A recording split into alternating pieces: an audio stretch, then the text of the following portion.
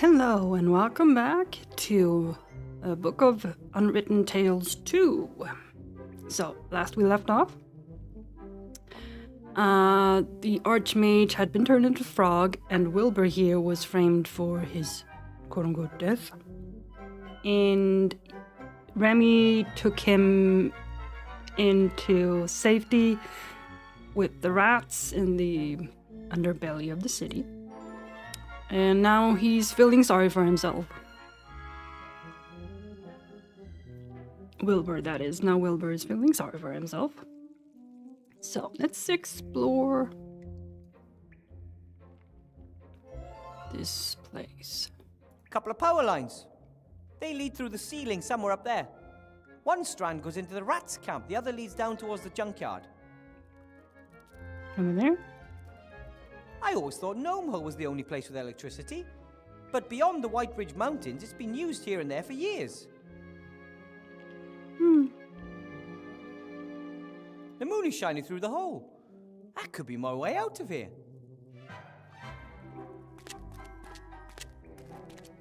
If the situation in Seastone really is as dismal as Remy says it is, I'll have to be very careful once I leave the hole. That said, first, I gotta get up there. Looks like, a V-belt? I wonder how it got up there. Nah, clearly out of my reach. Clearly. There's a few artificial columns and arches here, as well as natural caves. I wouldn't be surprised if there was some mining done here once.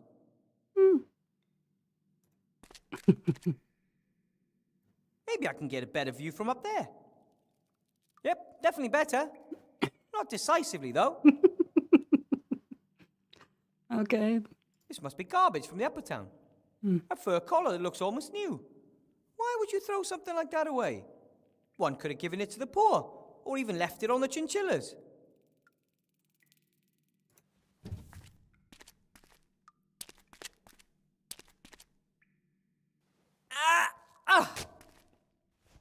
That's, all I wanted. Okay. The bit of sewer pipe is so heavy that it's sunk halfway into the ground over the years. Not surprising, really. The ground here isn't stone, it's firmly trodden waste. I wonder where the pipe comes from. Seastone is known, or shall we say, infamous, for not having any sewers to speak of. Maybe someone wanted to change that, and this is both the beginning and the end of their efforts. Maybe. The tableware might not be the latest word in fashion, but it's perfectly fine, apart from the leftovers. No, I think I'll just leave it there. The plates are covered in greasy leftover sauce, and I'm not a fan of washing up. Especially when I didn't even dirty them myself. What's this? Some kind of little bag. I'll take it with me. Okay.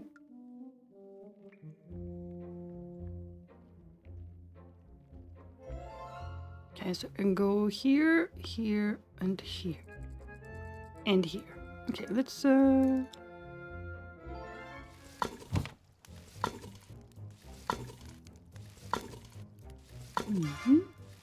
The cook brought me the water skin on the second day. It was high time too. I was dying of thirst. made of rubber. That's pretty unusual. Water skins are usually made from everyday materials, such as animal stomachs and the like. Not something exotic like rubber. It's a balloon. I don't know how long I lay there. Must have been days. The rats were very kind to me, talking to me and offering me stuff to eat. That just made things worse. If they told me off, I might not have felt so guilty. My own bed is waiting for me in the White Ridge Mountains. It's warm and cozy. If only I could hide myself away there and not come out until I know what to do. If only. When the candle is lit, it doesn't just provide light, it also warms your feet when you're rat-sized and lying in Timmy's bed. I think the cook will be pretty upset if I just take the candle. The sink is full of soup bowls. I don't know how many rats come here for a hot meal on any given day. Must be dozens of them. The sink is full of soup bowls. I don't know how many rats... If I was still small as a rat, I could easily leave the caves. The rats have their secret entrances to the city everywhere. I don't get to say this often, but I'm too big for that. The little guy seems to be doing well. He gets fed regularly, has his own swing. Not a bad life. The cook hasn't left my side for a moment. Remy probably told her to watch me. I think she's a little cuckoo. She mumbles to herself all the time. Like what you do? Hello. My God, oh God! My, how you've grown! I'm, Wilbur. Stu, You're the cook, and your name is Stu. Isn't that kind of metaphysical? In a cosmos composed of names, billions upon billions of names, you, a cook, are named Stu. Destiny? Fate? Blind chance? Mere coincidence? A fine kettle of fish, indeed. no such thing as coincidence. Cause, effect, that's all. Ethel's my name. Want some stew?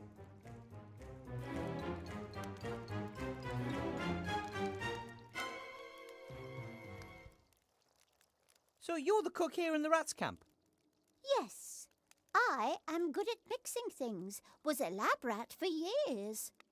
You worked in a lab? For a mad alchemist, until it got too dangerous.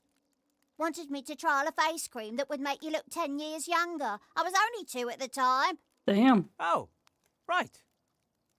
I get it.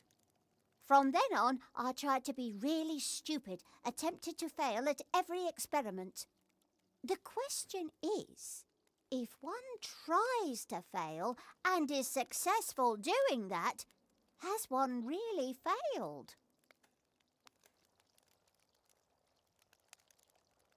Can I ask what happened to your leg? An alchemistical accident? No, I gnawed it off myself. What? Down there in the cave. You'd have done the same, ooh. Somehow I just really doubt that. There are monsters there, I'm telling you, and they've got it in for us. If you have to choose between your leg and your life, then you nibble. If you know a lot about alchemy, then you can brew potions, right? Like shrinking potions, for example. Oh, don't hold much store by magic potions. People start craving them. Start with weak potions from itsy-bitsy little vials, then at some point they aren't enough anymore. Suddenly it's got to be small potions, then medium, then large, then epic. A single vial that would shrink me back to the size of a rat would be enough for me. Oh, no, much too dangerous. What are you cooking? Stew, it's always stew. Tasty. What kind? It's always the same, has been for years, but new things are added every day, whatever happens to appear. If you want stew, come back later, it isn't ready yet. I couldn't help but notice that you, sometimes mumble to yourself. I'm thinking. Well, most people do that silently. Oh, because they aren't thinking properly. You aren't asking the pertinent questions. For example? If glue sticks to anything, then why doesn't it stick to the inside of the glue tube? Hmm. Why do noses run, but feet smell? Why is abbreviation such a long word? I don't know. You see, you take these things for granted, but it's completely mad. Perhaps one can ask oneself too many questions. What do you reckon? If a theatre has been filled to the last seat, who has this last seat been reserved for? And how did the inventor of the clock know what time it is? How do you come up with these things? There are unanswered questions all around us, and no one is doing anything about it. If you eat pasta first, then antipasta, have you eaten anything at all? Maybe you shouldn't ask yourself all those questions. Or, at least, not all at once. Oh, it can do your head in. Was on the brink of creating a self-help group, but then I thought, self-help group, isn't that a contradiction in itself? Yeah, maybe some questions don't need to be answered. But are we not here to answer questions? That's why I love alchemy. It gets to the bottom of life's deepest ones. It was nice to have met you, Ethel. Knew you already. You lay in Timmy's bed for days. Why? It wasn't your fault what happened to the Archmage. Mm-hmm. You think? Imagine if a few rats were to die because it turned out that, in reality, you couldn't cook. How would you feel? Not good. I'd blame myself. Would feel stupid. But Monsieur de Dumas requests your assistance. You can't leave him in the lurch. Exactly. I tried to help last time, too. And it ended in disaster. Who can say that it won't happen again? Questions, questions, tricky questions.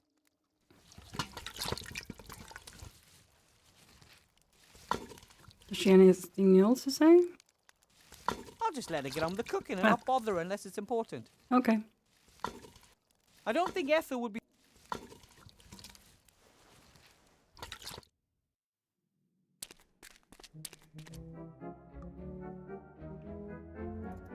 What? Anything?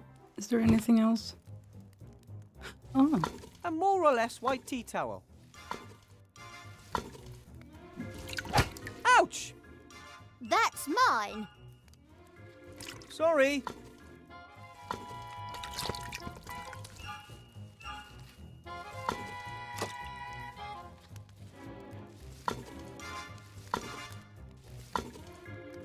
Maybe if I'm very careful... Ouch! If you want something to eat, ask. All right. Back out we go.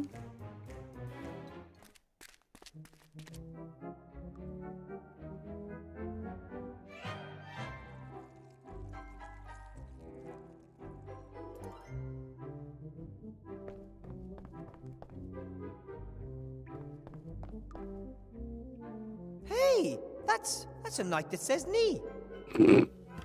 A huge mountain of rubbish, tons of it. And I just happened to find a carved figurine of my very favourite hero. It's a Oh son. gosh. I've read all your stories. He was brave and proud, and he never gave up. Because of you, I wanted to experience adventure and left the White Ridge Mountains. And you were only a story.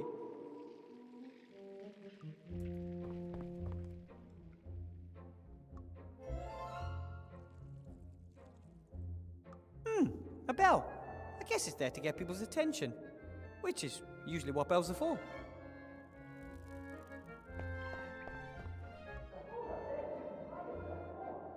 I'm gonna need more than a folding ladder if I want to reach it. I'm not sure what happens with the audio sometimes. It's a little buggy. The hole up there is even higher than I thought. I'm gonna need more than a folding ladder if I want to reach it.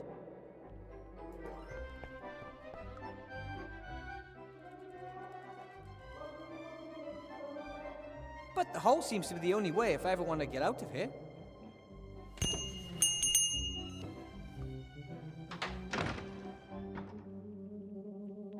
Yes? Are you finally finished? Bill? That you? With a vein? A black cat must have crossed my path. Yes, it's me. Could you maybe loan me a rope? No way, you're a wanted criminal. There are posters of you up all over. No matter what they say, I didn't kill the Archmage. Anyone with any brains knows that. You couldn't have harmed a hair on the Archmage's head, even if you wanted to. But as long as that's the official version of the story, I'd rather not think about it out loud. There are posters of me hanging everywhere. Here, not a bad likeness if you ask me. Wanted for the murder of Archmage Alistair, the scurvy, dangerous, armed and stinky fiend Wilbur Weathervane. I don't stink. Or if I do, it's only because I spent a few days in bed. I told them if they wanted to catch you, they'd have to put a serious bounty on your head. Would you betray me? If the price is right, sure. But until then, I'm keeping my head down, like everyone else who's got any sense. Well, you gotta be smart these days, or you'll end up running around in a pink tutu, or worse. How's it look up there? How are things in town? Dreadful. Not a customer in sight. It's almost as bad as during the war. I should have known. Politicians are bad for business. Every last one of them. Come on, get me out of here, Bill. I won't cause any trouble. That'd be a first. Please, I want to leave town. Don't blame you, but it's too risky. If Van Buren catches me, she'll probably turn me into a pink, doe-eyed petting lamb. Come on, for old time's sake. I'm not putting my neck on the line for you. Ask your friends, those darn rats.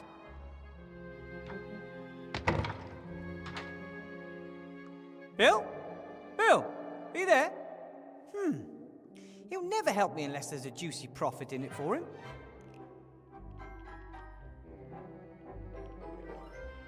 The hole up there is even higher than I'm gonna need...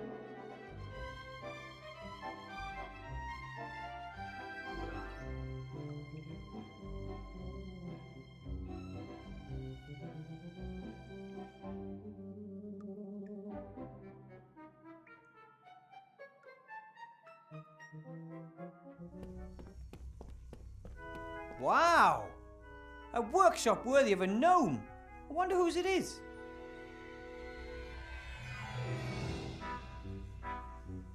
Alright, let's have a look.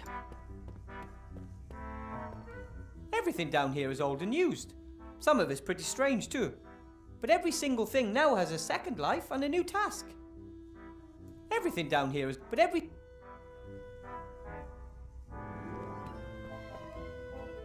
Oh!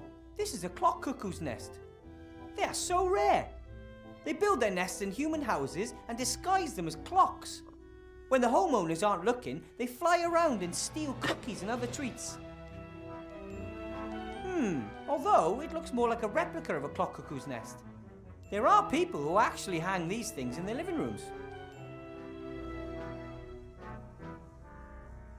As a gnome, I can recognize what that is immediately. A garbage sucker, which sucks garbage in the front and blows it out the back.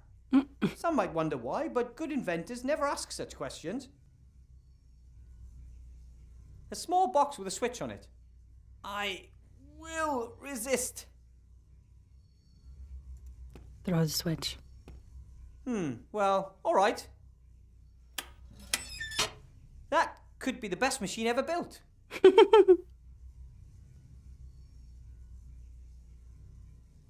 Oh, this thing has way too many cogwheels, levers and gauges for me. All of the other members of my family would definitely know what to do with this. But all I ever wanted to do was magic. Some sort of machine. And since I'm not only a flop at magic, but also know absolutely nothing about technology, I have no idea what it's for.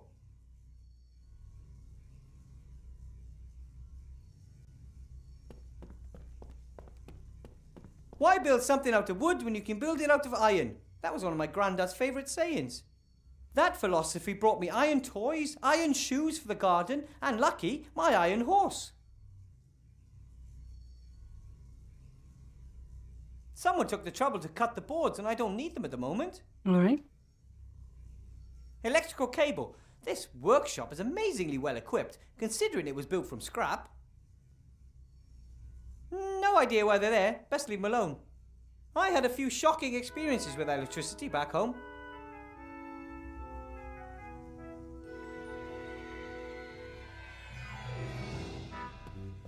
A boiler, combustion chamber, flywheel, a steam engine, clearly. The steam engine is probably supposed to power the strange machine next to it. Doesn't look like it ever did, though. The engineer must have run into a snag.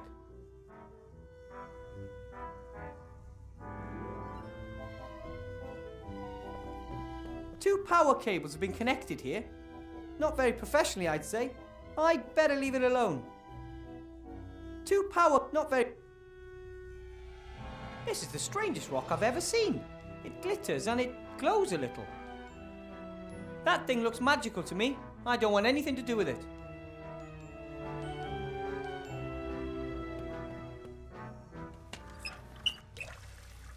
Works!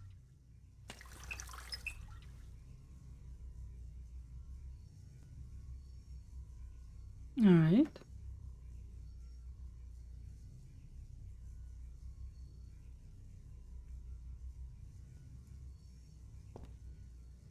Doesn't seem to be anything else here for the moment. Okay, so let's go into this place. Ah, there's Remy. Wilbur, there you are. Have you changed your mind? No. I just want to get out of here. Highly regrettable. What do you want down there in that dark hole? I found your wand down there years ago. My grandfather, a true rat adventurer of lore, climbed into that hole just to find out what was down there. When he didn't return, everyone thought he was dead, apart from me. You followed him? Despite all the warnings, but I didn't find him. Instead, I found a wand. Just as I began examining it, a terrifying ghost set upon me and I fled. I don't know why I took the wand with me. Perhaps it wanted to be taken. When a little gnome came down to our town some years later with big ideas of becoming a mage, I was very proud of my wand and... Oh.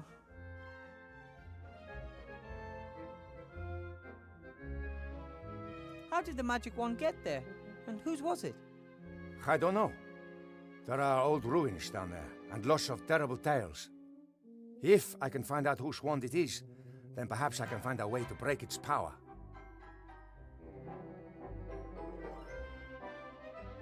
The wand. It began behaving weirdly a few days earlier.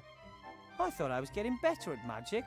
I should have paid more attention. And Alistair should have examined it more closely. And I shouldn't have asked you to build a golem. No one is to blame for what happened, or we're all to blame, whichever way you choose to see it. What is important is that we get up and go again. No, it's crucial that we think first. The last time I just carried on, and we know how that ended up. This ghost that followed you back then, do you think it's still down there? I haven't dared return to the darkness for years, because I'm convinced of it. Then maybe you shouldn't go back down there. Perhaps you're right, but someone's got to go and find out what's going on with that wand, right? Remy? Courage and conviction, Wilbur. Courage and conviction. Good luck. Bye, Remy. Alright, what do we got here? The hole is eerie. Whenever you get close, it feels like icy fingers are reaching for you. Remy will be fine. He's tough, he's smart, brave, everything a hero should be. And nothing ever happens to heroes. Absolutely Hopefully. How does something like that end up in the trash? If I had a bongo drum, I'd play it all day long. And night. nothing. That's probably why it ended up here. Then others would throw it in the trash. Ah, got it. Yeah. I don't feel like playing. I want to get out of here. I want to go home. Maybe it's a symbol warning visitors about the evil in the hole. Or maybe it keeps the evil trapped down there. There are ancient symbols that can do just that. Back in the White Ridge Mountains, I had to listen to long lectures by the cellar master about different types of stone and minerals. Can't really claim that I listened all that attentively, but that looks like a coal vein to me. Back in the White Ridge Mountains, can't really... Someone had to install the pipes down here. How did they get into the underground? And even more importantly, how did they get back out? The design doesn't look too stable. On the other hand, it doesn't look like it was built anytime recently either, which in turn speaks for its durability. A massive pipe, perhaps iron or lead. Presumably it transports something from the town into one of the caves down here. And probably, I really don't want to know what it is. A massive pipe, perhaps iron or lead. Presumably it transports something from the town into one of the caves down here. And probably, I really don't... There isn't much you won't find down here. Hamster wheels, for example. Alright, let's take that.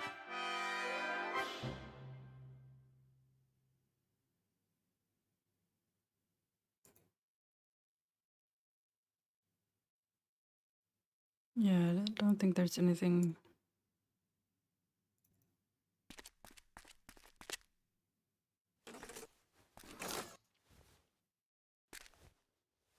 Ah! What the heck? Hey, what's the big idea? No. Did you build this trap? I'd love to, but I'm stuck. Hey, stop that! Stop that! Are you nuts?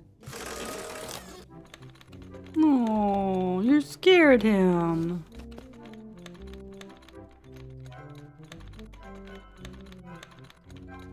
An old rope, still in pretty good shape. I can't quite reach.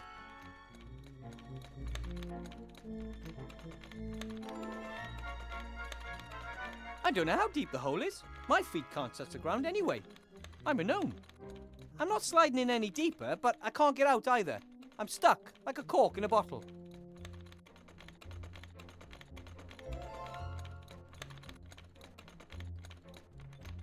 I don't know how deep the hole... I'm not... Hey, little fella. I could use some help here. Hello? I think it's trying to hide from me. I probably scared it. Mm-hmm. Poor little guy. It doesn't respond to me. Maybe it just wants to sit the whole thing out. It doesn't...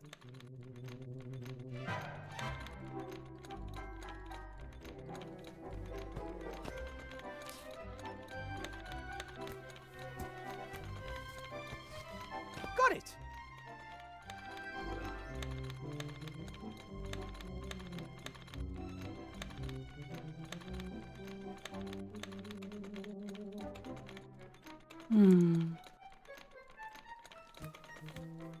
Yep. Well, that didn't work. That didn't work.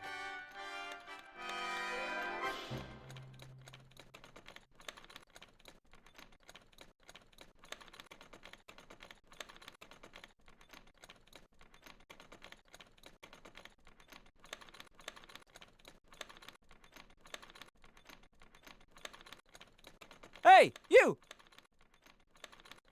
Hi there! I just want... Sweet. An approximately fist-sized stone. That would really hurt if it hit me in the face. Take it. Right, we can use that.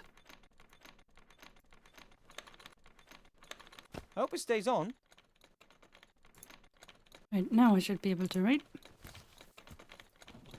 Yep. There we go. Great. No. And now, the old heave-ho. That's... Oh. Oh, okay. That got it. Hey, wait. I'm not going to hurt you. Alright, take that rope. The rope helped me once, maybe it can again.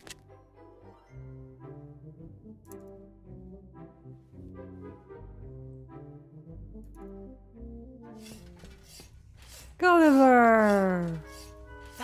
That must be one of the monsters Ethel was talking about. Better if I have a plan on how to overpower it before it notices me. Not a monster, he's a friend. Oh, hello. You must be the terrible monster that was destroyed by my son's wonderful trap.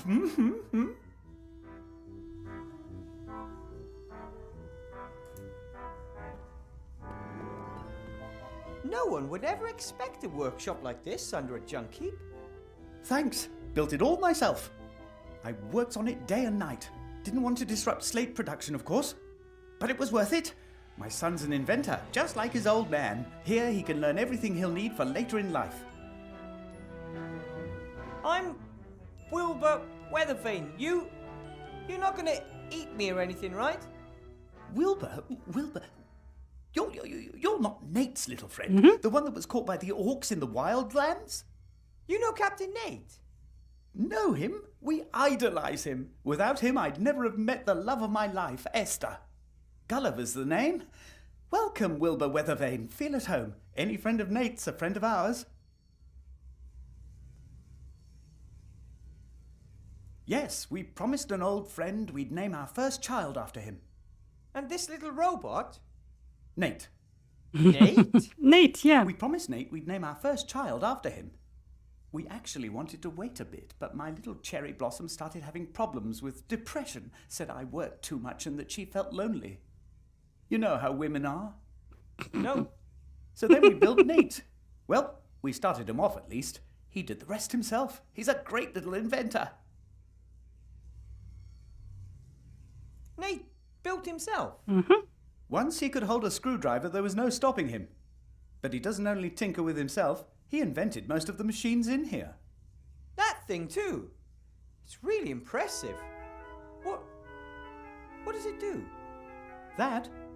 He got it in his head that a machine could do my work quicker.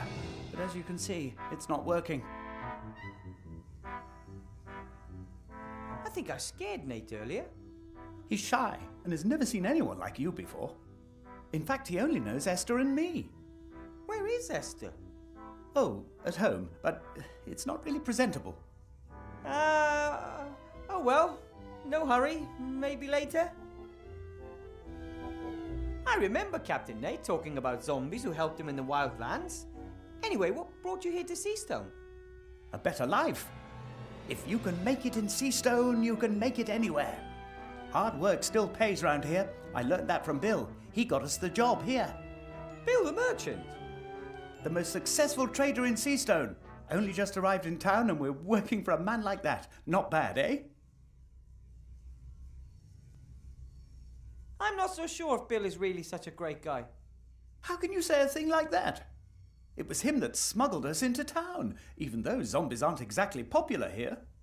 Sure, it wasn't cheap, but Bill has his costs, and he created a possibility for us to work off our debts. Of course he did. We build these slates for him. They're a hit, he says. He always wants more. Hey, I had one just like that. You see? A hit. Bill has a nose for good business. I'll work hard and learn from him. Then I can finally offer my family what they deserve. My magic slate was evil, and it deceived me. Magic slate? Poppycock. They are neither made out of slate, nor are they magic. If they're not magical, how do they work? 'Cause I don't see any gears. I don't really know. Has something to do with the intelligent stone, as Bill calls it. Fell from the sky one day in a blaze of light. I cut off a thin slab, set it in a wooden frame, and then give it an almighty electric shock. That's all. You pump electricity into the rock and that wakes it up? Yes, you could put it like that. Unfortunately, it doesn't work anymore. It's a serious problem. How am I supposed to finish the last batch if I don't have any power? And Bill came up with the idea for the slates. I never would have believed it. Why not? He's very innovative. He copied the idea from a trader down south with his very own eyes. At first, he had a couple of carpenters from the lower town work on it, but they just kept wanting more and more gold, didn't give Bill a chance. He had to let them go and shift production down here. We were lucky that we were standing at the gates at just the right moment and were looking for a job. And now we're just one batch away from earning our own gold. How do you deliver the slates to the upper town? Have you seen the hole above the pile of rubbish? Bill lowered us down through it, and every time we finish a batch of slates, we ring the bell and he sends down a basket. So the hole in the ceiling's the only way out to the underworld? The only one I know about. And we don't need any more. The current batch is our last.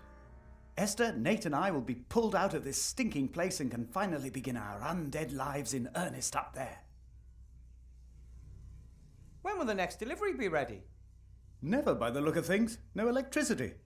If I help you, will you take me with you when you leave? Why not? If you help us, we'll help you too. Of course we will. Right. Then, so why don't you have electricity? That's what I would like to know. I guess it's got something to do with those darn rats. They use the same cables as us. They probably wanted to sabotage production. I can't believe that. The rats are very nice. Nice? They attacked my wife, wanted to eat her. And now I'm sure they want to prevent us from working our way out of poverty. Don't talk to me about nice. There's a lot to do. Best I get to work. That's the spirit. You only get anywhere in this life through hard work.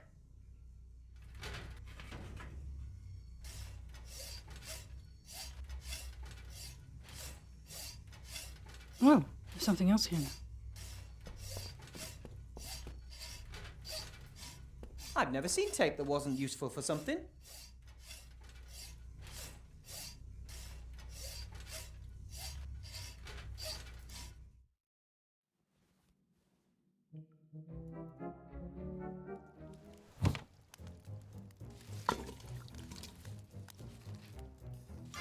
Oh, Timmy. Hi, Timmy. Hi.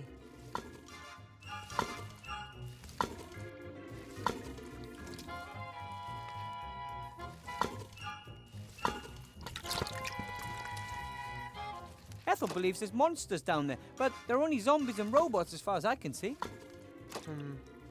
They seem to be very nice. The skull throws things at us when he sees us. The little robot runs away if I get too close.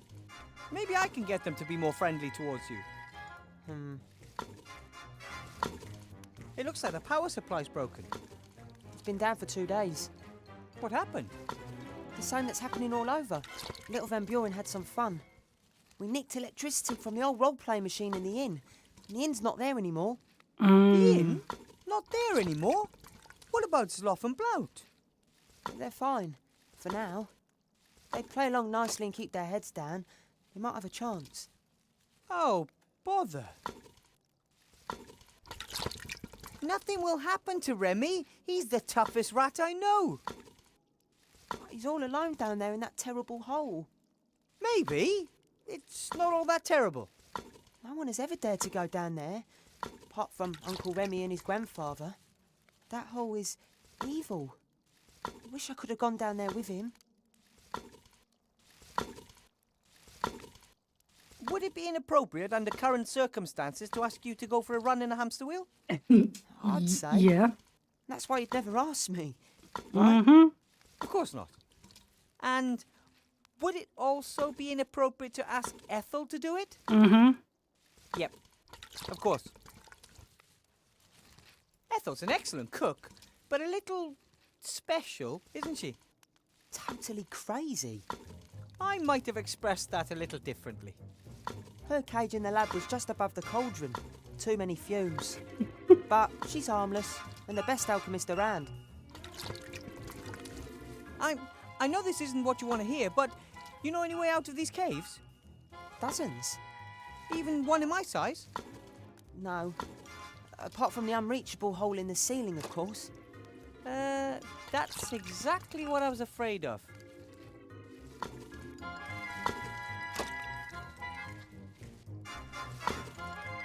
Hi, Ethel.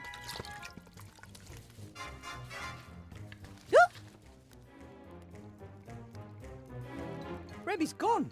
He's descended into the dark hole. Oh, is so brave, all alone in the dark. He's taking another big risk. I wonder if that's such a smart idea. Oh, one of the downsides of risk is that it's risky. Do you know if there's a way out of here? A gnome-sized one, I mean. That big? No. However, Monsieur de Dumas has a shrinking ring. He took it with him. Then he probably wanted you to stay here. He can't understand that maybe I'll feel better after a few weeks at home. Maybe yes, maybe no. He needs a friend by his side. Not maybe, not in a few weeks. Now. Thinks the world of you. All rats do. Then I'm afraid you've picked the wrong guy. Remy should never have locked me up in here. He should have just let me go. Had his reasons, always has. He should know that no matter how complicated it is, sooner or later, I'll find a way out of here. I'm pretty good at this kind of thing. Perhaps that is why.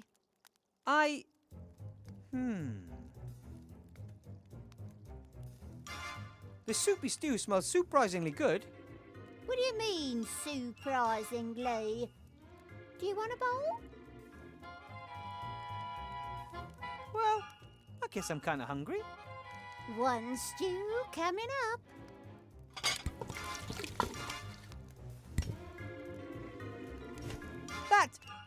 This tastes fantastic. Cooking is like alchemy, just fewer explosions. Alright, got a plate for some reason. Doesn't look like the wheel got used much. Somewhere there's a lazy fat hamster. Strip of pretty long head fur.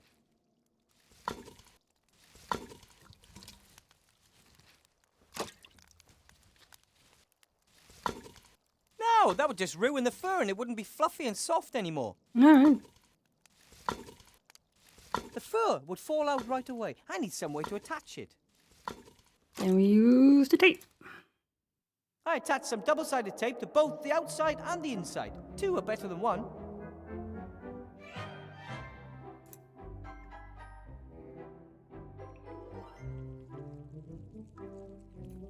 I'm not quite sure why, but I glued the fur onto the inside of the wheel.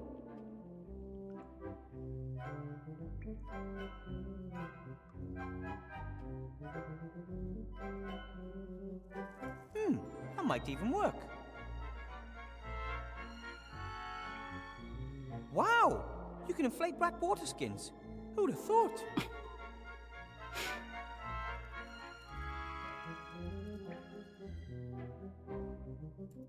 Can I use that with anything? Okay, I'll put the balloon in the middle.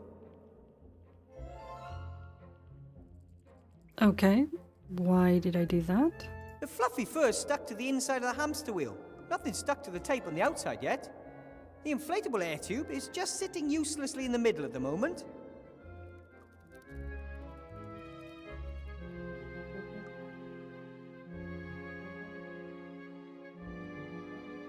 Okay, can I use it with anything else? Hey, a water wheel. Not bad. But it still needs a few blades. Oh? I'll just ask Ethel for a few more potions of Okay. stew. Okay, let's do that then. Never mind. Thanks. He does it anyway. If I eat another thing, I'll explode. 8 bowls on the hamster wheel. That should do. Oh, brilliant. I made a water wheel.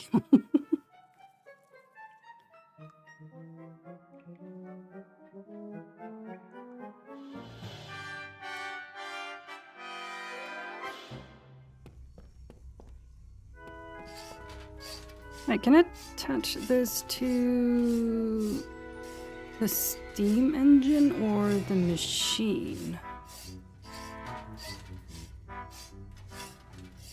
Nothing.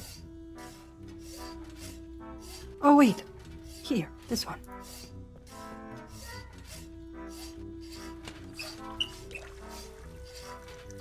And this is the moment of truth. No problem, if you know your way around gnome physics. Brilliant! Look at that. We fixed it. My first gnome-style gnome-made generator. My parents would be so proud of me.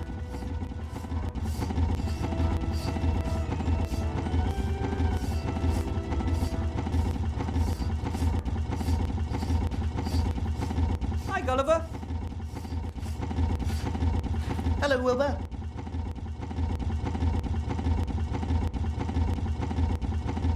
I am the master of electricity.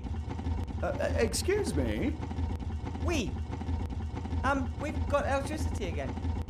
Really?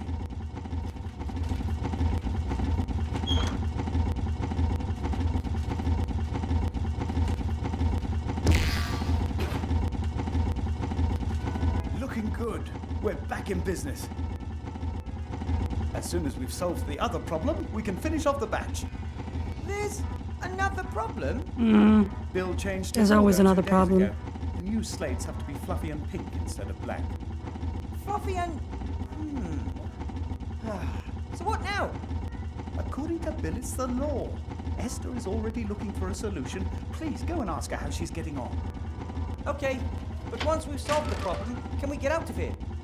Of course. As soon as we have a solution, the batch will be ready in 2 or 3 weeks. The acoustics down here are funny. That sounded like 2 to 3 weeks, even though I'm sure you said hours or days, right? I wish. If all goes well, I can manage 3 slates a day. 4 if I put in a night shift. A couple are pretty much finished. Bill wants 80. I want out of here, and I don't want to wait another 3 weeks. You can't always get what you want. Perhaps you can help me cutting the rock later. That might save 2 days. But,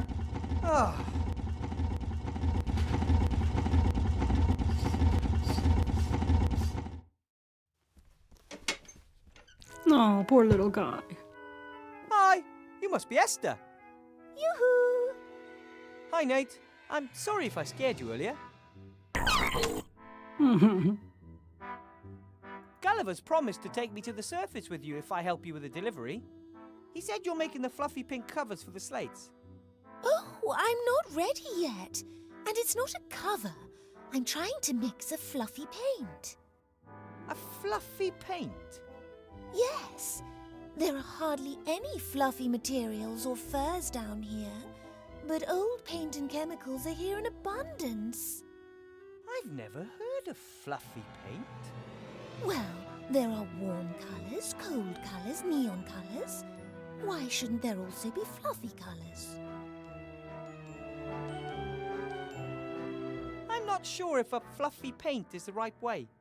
It's the only way. We have to work with what we've got. I'm sure that a good alchemist could find the correct mixture. Ah, I know someone who's good at alchemy. Really? Would he help us? I don't think so. She's actually the cook in the rats' camp. Oh, the same old story. The rats are lovely, and you folks are easy to get along with too. Why don't you like each other? Oh, it all went a bit badly wrong. We had had a long journey. We lay down in the rubbish to have a bit of a rest. At some point, I woke up and saw a rat nibbling at one of my fingers. She must have mistook me for a discarded titbit. I only realised this much later. I was very surprised and shouted very loudly. Ew! And then? Gulliver jumped up to defend me. In doing so, he pushed over a heap of junk that buried him as well as the leg of the fleeing rat. Gulliver was shouting wild threats out and trying to free himself from the rubbish. I went over to the little rat to try and help her. She must have took fright. She gnawed off her leg and limped away. That's truly a tragic story. Yeah. Since then, Gulliver believes all rats have it in for us. He wants to protect me. He won't let any rat into the vicinity of our home and has forbidden Nate and myself to talk to them. But if Ethel the cook wanted to help, would you let her? Of course. Why not? We just mustn't tell Gulliver about it. He would never allow a rat into our house. That's the smaller of the two problems. The larger is Ethel. Even if you find the right paint, Gulliver thinks it would still take weeks to complete the delivery. It's hard work, and Gulliver is working as quickly as he can. There must be a faster way to build the slates. Nate thinks so too. That's why he built the constructor. Unfortunately, it doesn't work. It would make things go faster.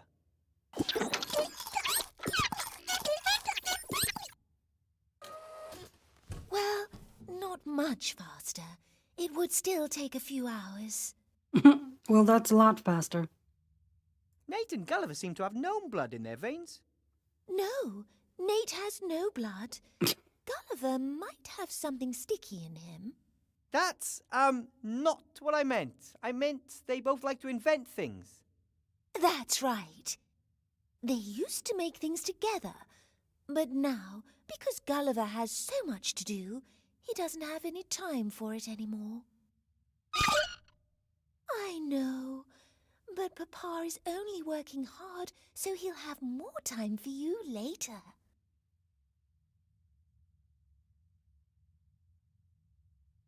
I think it's great what you've done for yourselves here. The workshop, this cave. We have tried really hard, and it will do for us. A little home for a little family. I think Gulliver sees that differently. Seems to me he's already planning for life in a palace. He's very optimistic. I think we should be content with what we have. If you're always dreaming about the future, you miss the here and now.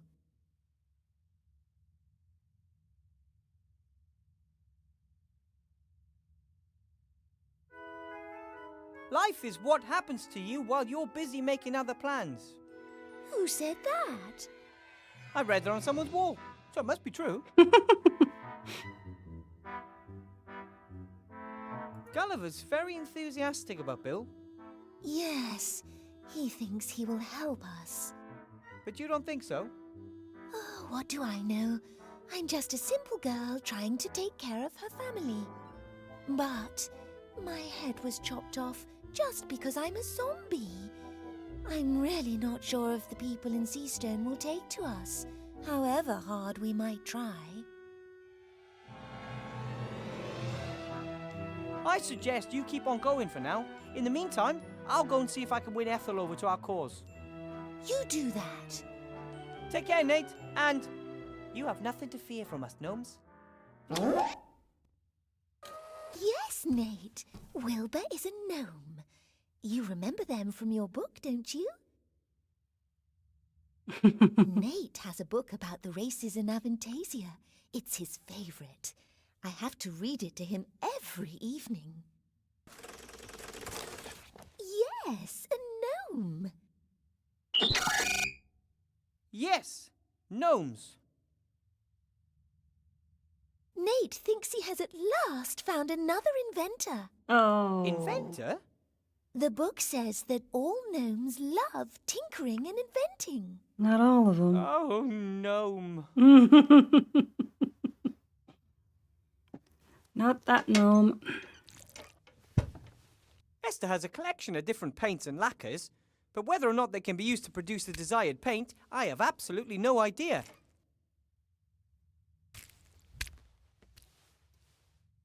Pictures of Nate, I'd say. Most show trees, flowers and clouds. An empty bird cage?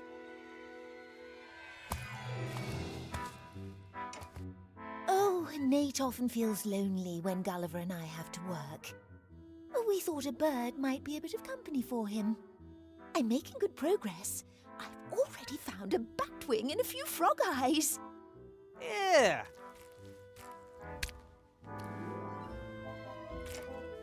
Sand?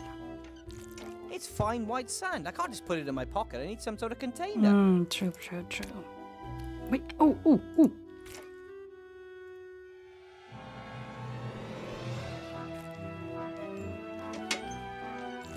A few handfuls of sand should be enough.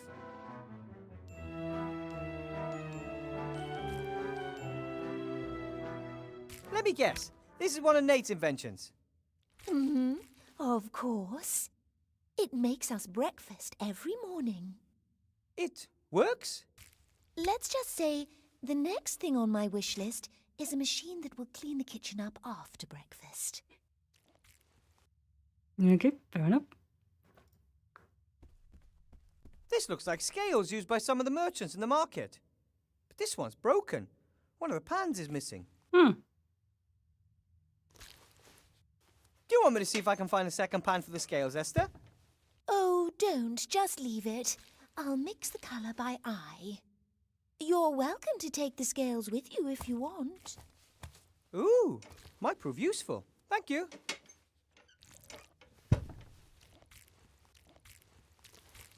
A portrait painted by Esther. Could be a relation of Gulliver. Esther's equipment isn't all that bad. Her main problem seems to be a lack of experience. Do you need this stand, Esther? I don't know. Do I need it? No idea, but I think I need it. How do you know?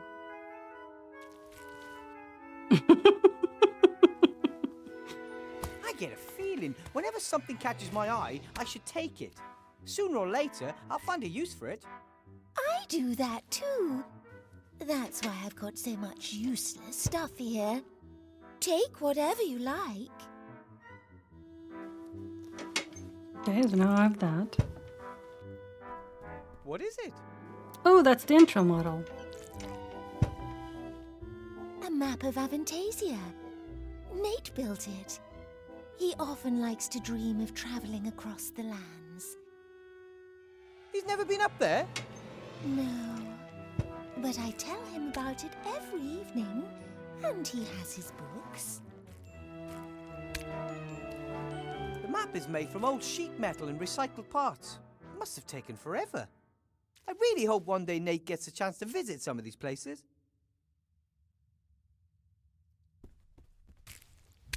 A small socket wrench. Nate must have used it to build the map. I'm sure he won't mind if I borrow it.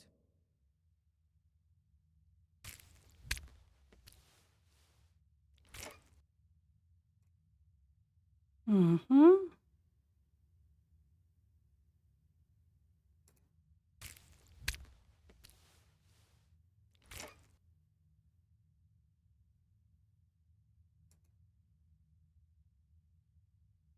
Okay, so I can do that.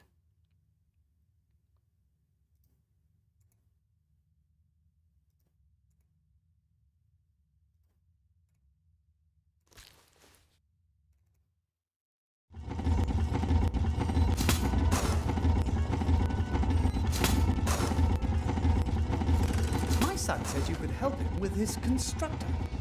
I told him you said you weren't an inventor, but you did sort out the electricity, and Nate says all gnomes are inventors. In theory, yes. Practically seen, I'm practically not practical at all. But the constructor could save us a lot of time once it's up and running, and you are in a hurry, aren't you? I could have a look. Where's the problem? We need a strong fan belt. All Oh, the ones I Nate know where tried so far have find a torn. belt. And we need coal for the steam machine. Wood and garbage don't burn hot enough. I still can't say for sure whether the machine will actually work. Not all of Nate's inventions work at the first go. Hey! V-belt and coal. Sounds doable. But don't forget we still need the fluffy paint as well. Mm-hmm. How could I? Work never stops. It looks like you'll have some help. Don't cause any mischief, boys. No, we got a little friend. Gonna take the boards now? Gulliver, may I please borrow some boards? No problem, I've got more than enough wood to complete the order.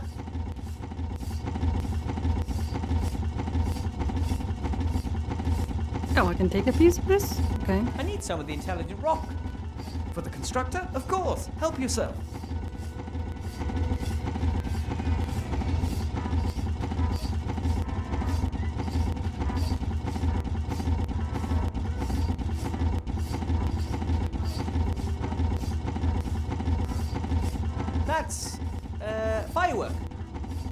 of the war, there was a huge victory celebration in Seaston with lots of rockets and firecrackers.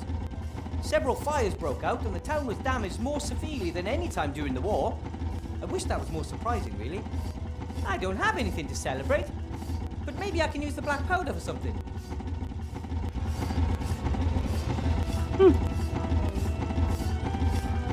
This one. That would work with, yeah. The wrench could actually fit. Mm-hmm.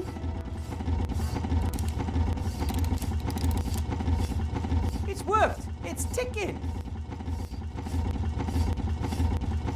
I'll set the hands to 12 o'clock.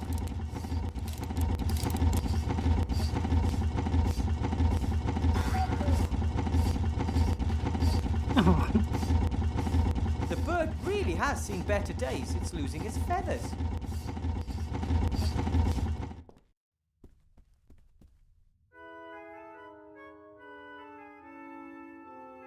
Oh. It's another firework. Ooh, another firework. Ooh, another firework.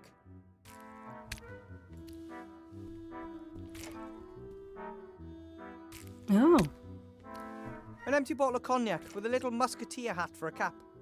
It says, another one for all on the bottle. I don't like alcohol, but the cap's funny.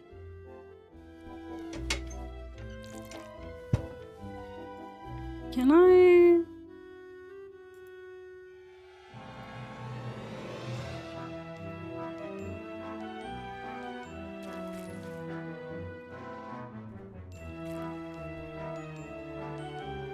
I brought Nate a little bird. Oh, that's so kind. Now we just need a thunderstorm to bring it to life. You can do that? You don't? At any rate, I'm glad I could help. All right.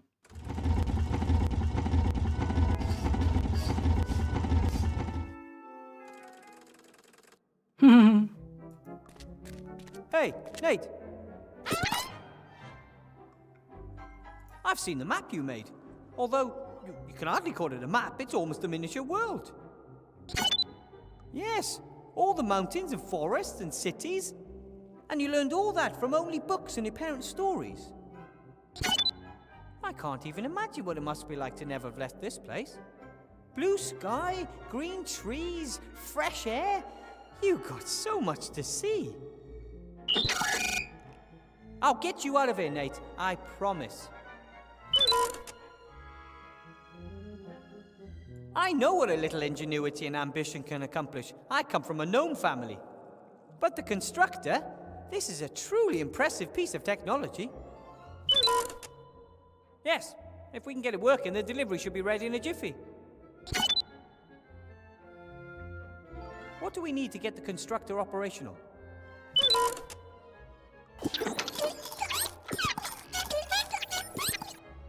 Right. Coal for the steam engine and a strong V-belt. That's what Gulliver said too. Time for work.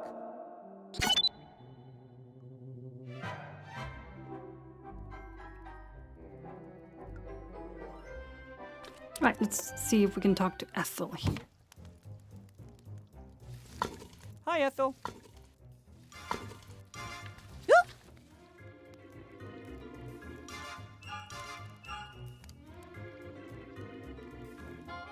I met someone who needs help. Your help, to be exact. Some kind of burning question he needs to ask? I don't have any answers. Only more questions. He is a she, and it's about an alchemy problem. She wants to mix up a, fluffy pink paint. Understood. That's doable. Doable?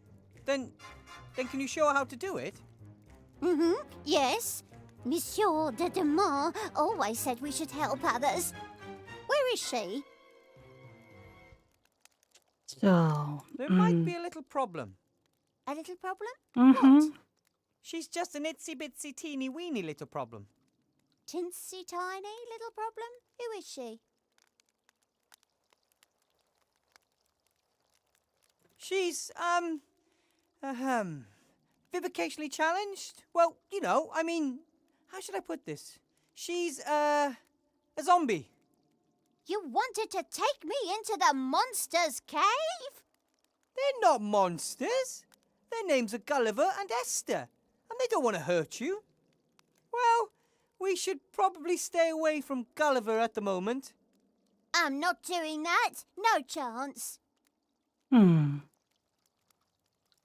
zombies want to leave their caves. Isn't that a good reason for you to help them? I'd like the caves to be zombie-free, believe me. But I'm not going anywhere near those monsters. Cost me a leg last time. Whew. Isn't there any way? Well, maybe, when pigs can fly. Monsieur Demar asks me, of course. I'll do anything for Monsieur de Dumas. He would ask you to help them, for sure. But he hasn't, and he isn't here. Will you help Esther mix up the fluffy paint, please? No. Well, only if Monsieur de Dumas asks me. Or when pigs fly. Somehow I have to convince Ethel that Remy wants her to help the zombies. Either that, or I need a pig and a pair of really big wings.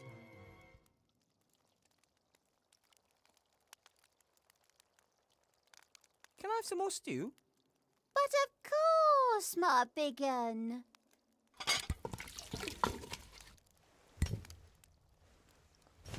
And how's it taste?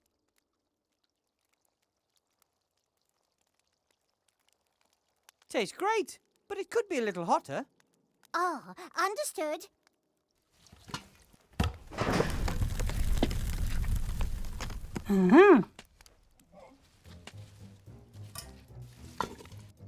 Okay, so I need to...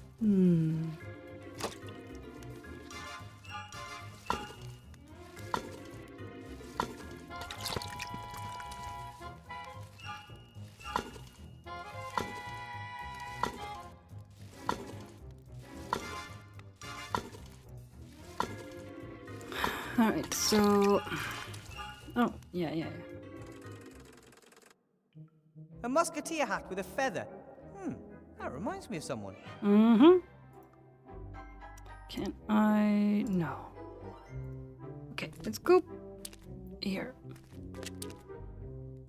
Timmy? Timmy?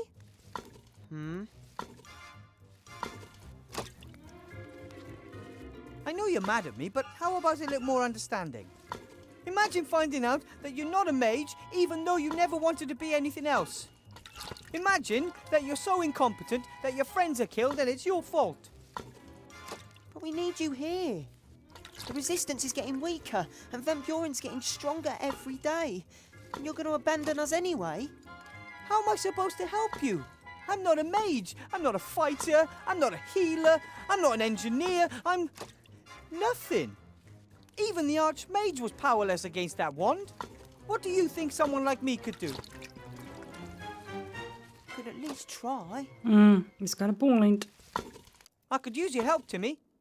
And? It's about the zombies. I can't manage it alone. I'm supposed to help people who throw things at me. What do you get out of it? Are they going to help you out of here so you can just run off?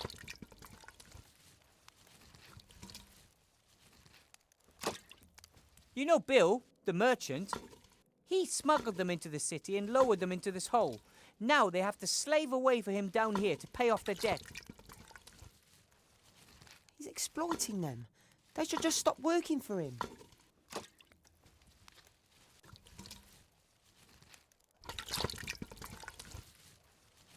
And once they stop working, what do you think will happen then? They're stuck here underground, without any gold, without any way out. What are they supposed to do? Live off society's waste like... well, like you? It's not a bad life. At least, it wasn't until we started being turned into hamsters.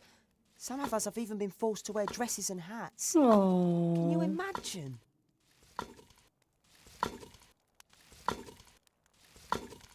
One question. What would your Uncle Remy do?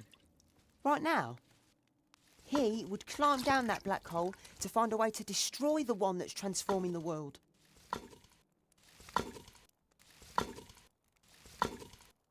The zombies need our help, Timmy. Why should I help the zombies? So, Timmy, man or mouse? Rat. One of those rats trying to save what can still be saved. The others are all out there in the streets fighting. Really? If all the rats are out there risking their tails, so why aren't you with them then? I'd be out there in a flash. But Uncle Remy asked me to stay here. And I listen to what my uncle says.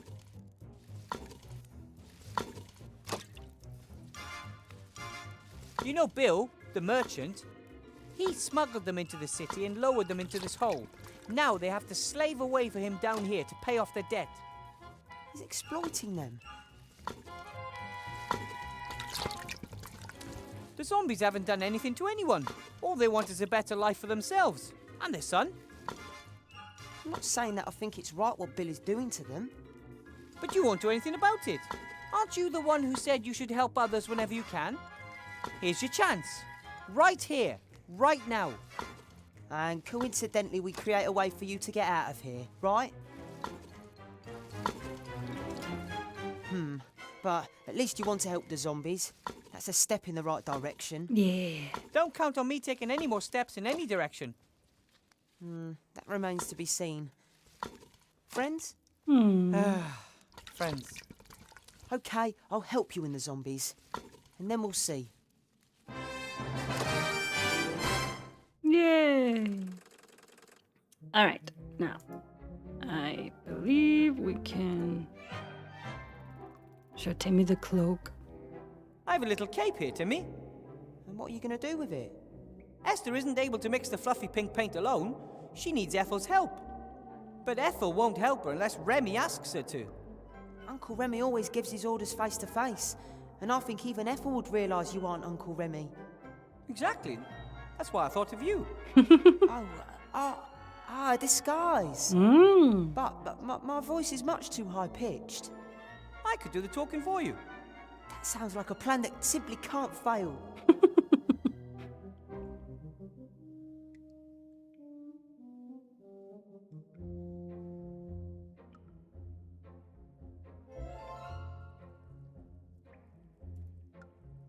Remy without a hat. Totally unthinkable. Indeed.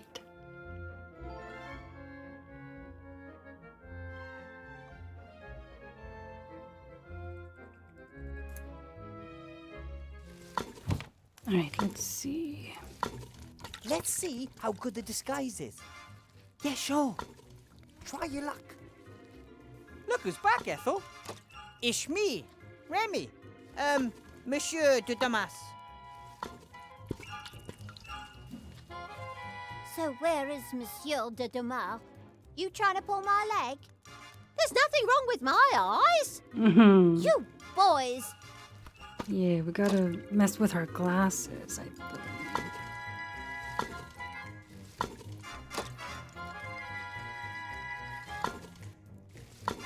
Hey, Timmy, do you think you could bring me that towel? Can you distract her so I can try?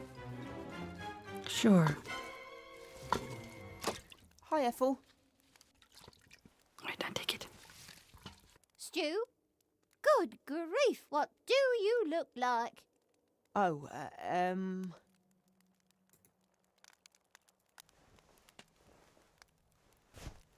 Got it.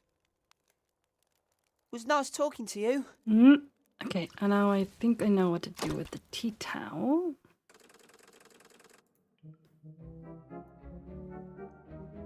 There we go. Oh, okay. Ugh! Now the towel's all dirty and greasy, but the dishes still aren't clean. Yep, that's the point.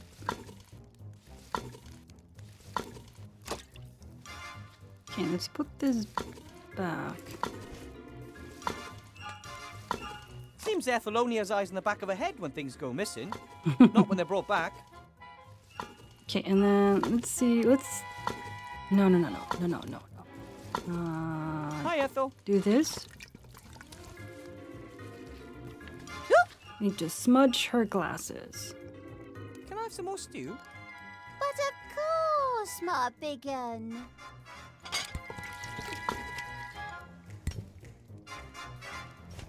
And how's it taste?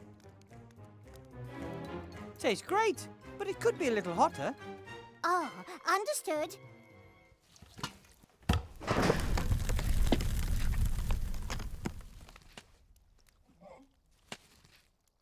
Brilliant.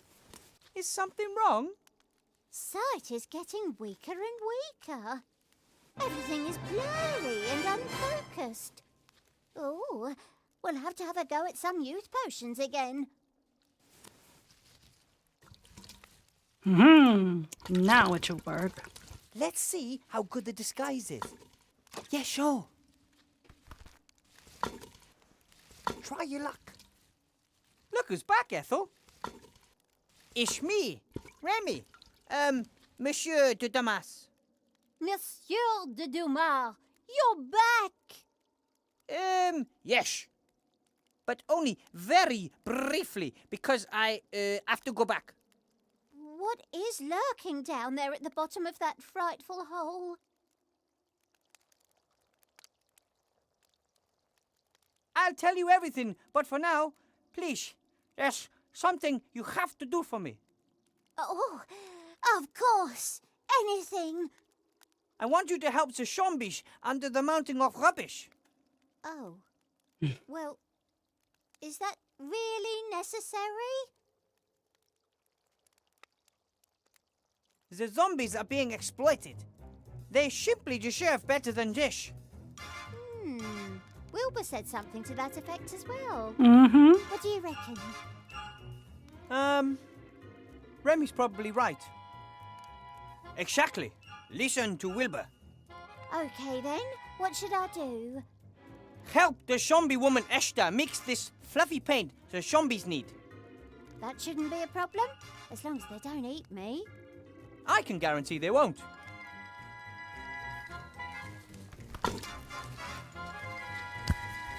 Oh, Timmy, you're here too. Where is Monsieur de Dumas? He's gone back down the shaft again. Shame. Brilliant. Alright, can I take this candle now? Is that a thing I can do? I don't think Ethel would... Alright, never mind then. Alright, so let's go in here. In here. Ethel?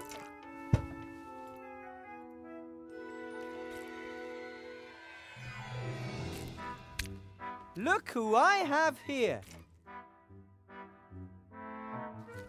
Oh, hello. This is Ethel. Ethel, this is Esther. Oh, hello. I think you've already met. I'm very sorry that my husband and I scared you so much before. And, I'm sorry that I nibbled you a bit. That's okay. It can happen. I like the flower in your hair. Very pretty. Oh, thanks. I like the fact that you don't want to eat me. Wilbur said you had some kind of alchemy problem. I'm trying to make pink paint, but it has to be fluffy. Ah, understood. Show me what you've got.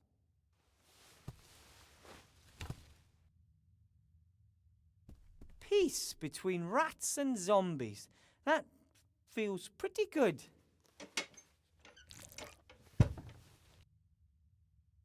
That's nice. Oh, another firework. And another one over there. Ooh, another firework. Another one here. Is there someone over Another there? firework. Let me just see. Is there anything? Any firework pieces? Oh, yes. And another one here. Another firework. Ooh, another firework. Right. Okay. It's just. Another one. Ooh, another firework.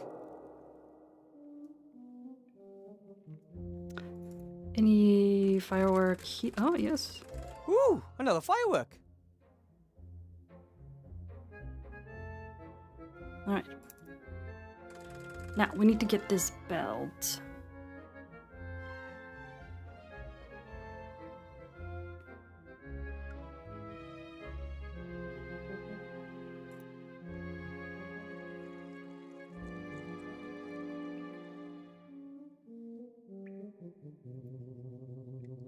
Can I?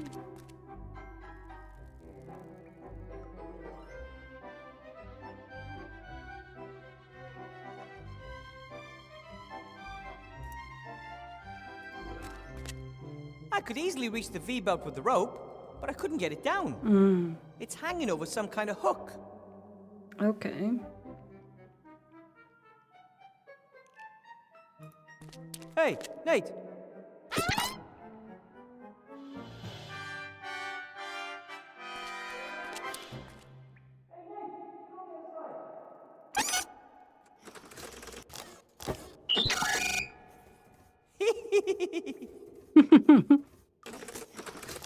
I always loved to seesaw when I was a little kid. You never... I see. You always has too much to do. No problem. We can seesaw anytime as long as I'm here. Time for work. All right, now I think I can use...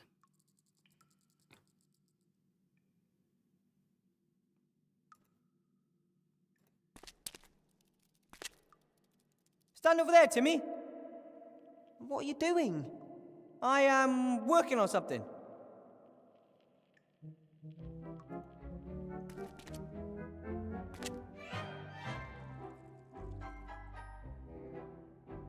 And jump. What exactly are you making? Do you remember the bit about the ruler in my classroom? Of course. But what are you trying to get? This. That V-belt, up there. Do we really need it? Yes. Come on. Don't you want to be catapulted through the air and risk life and limb? All right. But give it a bit of vavavoom. Ooh. Everything okay, buddy? Wow, that was awesome. And an ogre's hand width too low.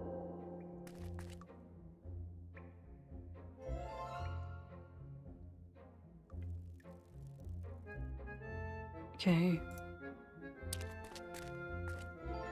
Stand on the seesaw again, Timmy. Sure.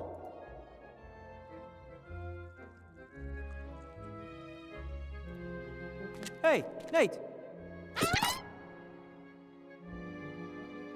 Ooh, yeah. Nate, can you come over for a minute? I need some extra weight.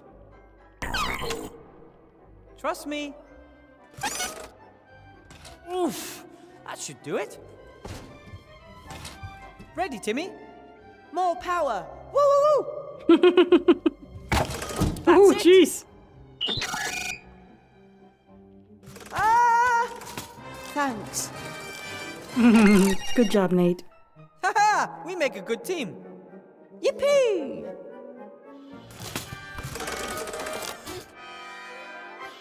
Take the belt.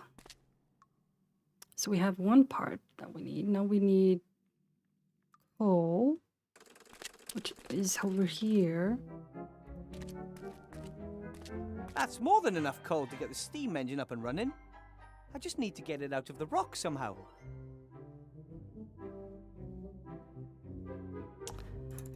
Let's see, are there... Because I don't think I checked entirely here if there's any more of these fireworks.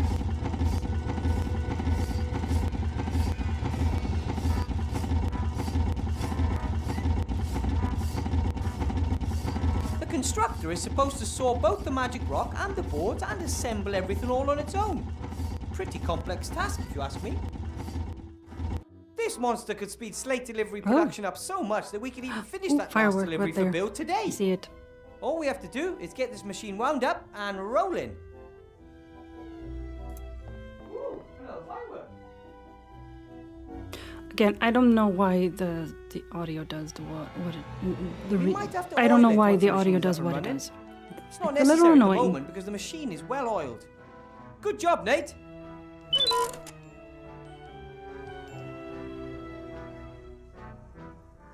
Do these levers control the constructor?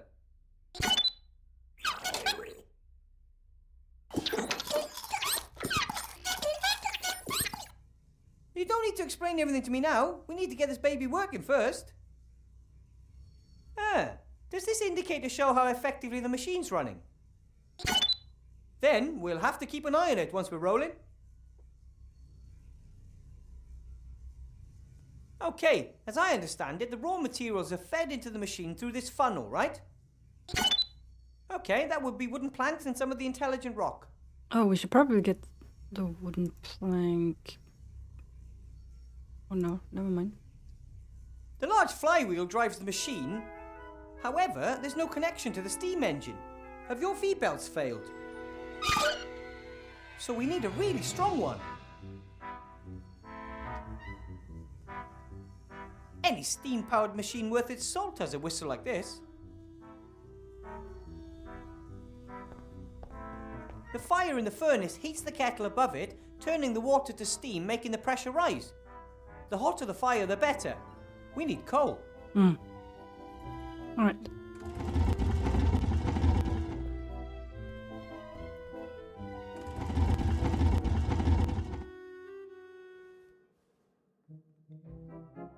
No, okay. I can't take that back. That's fine. Alright, now, let's see. So I have a lot of gunpowder. Where do I put the gun? So, let's see. If I roll the gunpowder from the fireworks up in the poster, I'll have a stick of dynamite. There we go. Homemade dynamite. Yeah. And it looks like I've got just the right amount of black powder. Sweet. Okay. That in there? Good. That should work.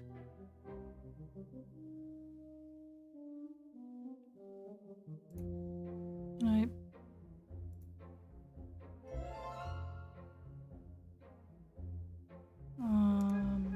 Put that there. I'll tie the end off here, tightly. Done. Okay. Why not? Then what?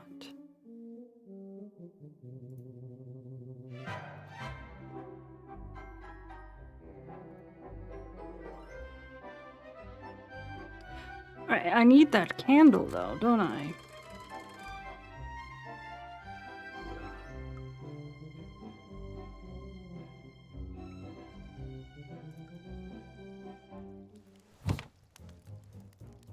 Ethel won't need this while she's with the zombies. Exactly. There we go. I'll light it from the fireplace. Good, good. So, that's done. Right, that should be good enough. Okay. Attach that to the scales. I'll just press the candle onto the crosspiece where the missing pan used to be. So, that should hold. Alright, now. I noticed I could do this earlier. Okay, I poke a hole in the bag, sand runs out. It falls onto the scales, pushing one side down and raising the candle on the other side. It ignites the explosive charge and boom! We have our coal. And, thanks to our ingenuity, all our fingers too.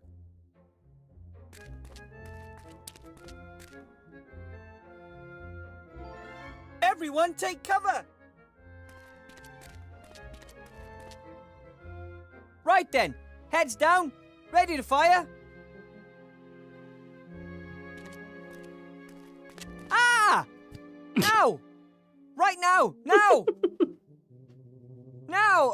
Any moment now! Any moment now. Nate, sweetie, no. Nate! No! Nate.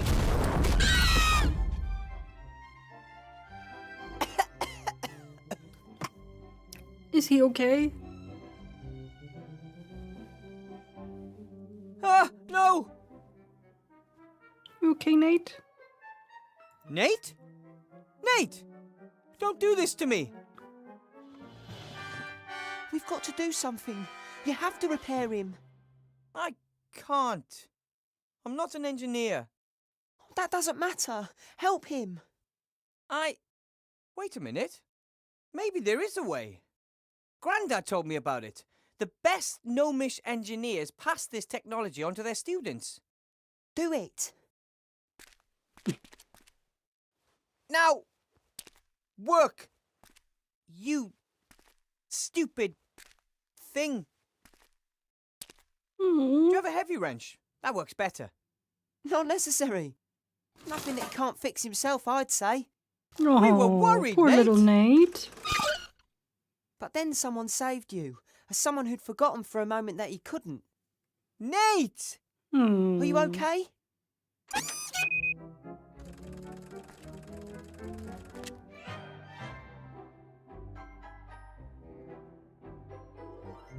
Yeah, we have coal now. Dwarves believe coal brings happiness. I think it mostly makes for dirty fingers. That too. Okay, guys, let's get the pile to the workshop. No, you're just fine. You can help. Phew! I'll never be a miner, that's for sure.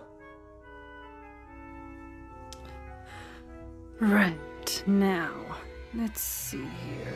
I'm actually gonna look this up.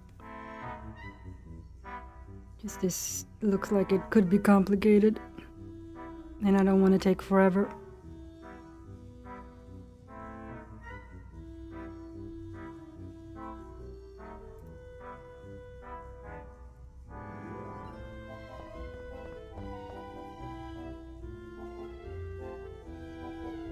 That looks good.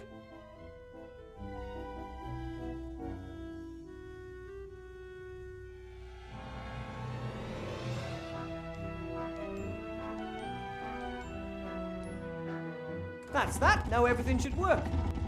Okay, never mind. The constructor works.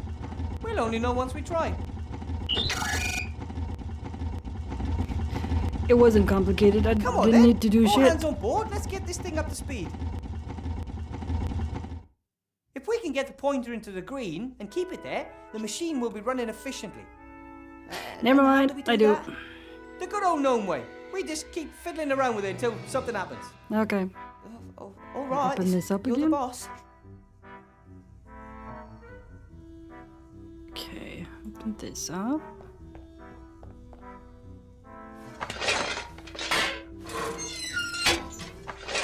Shovel the coal.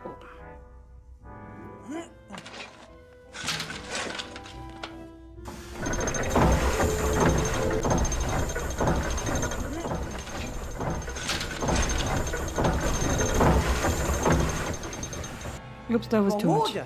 This is harder than I thought. Okay. Shovel coal. That's going to be important later. Okay, do Gimme. I? Okay. Nope, that wasn't it. Nope, that wasn't it.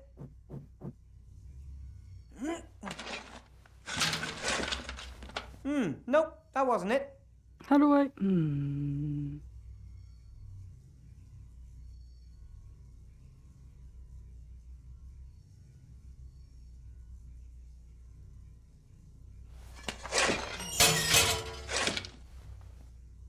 Oh, there we go.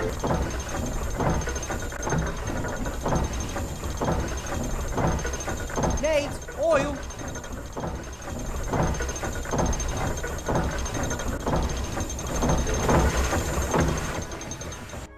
Darn it. Okay, start again.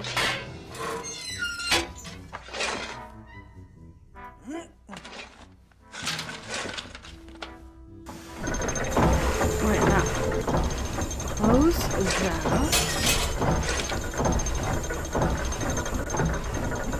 Nate, the levers.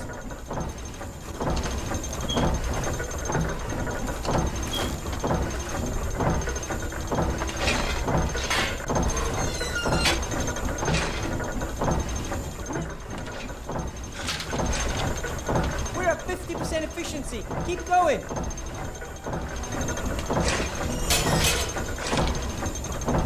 Nate, oil.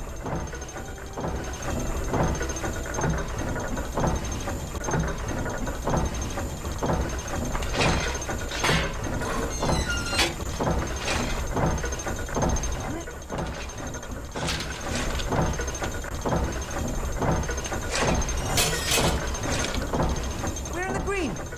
Keep it up. Nate, oil.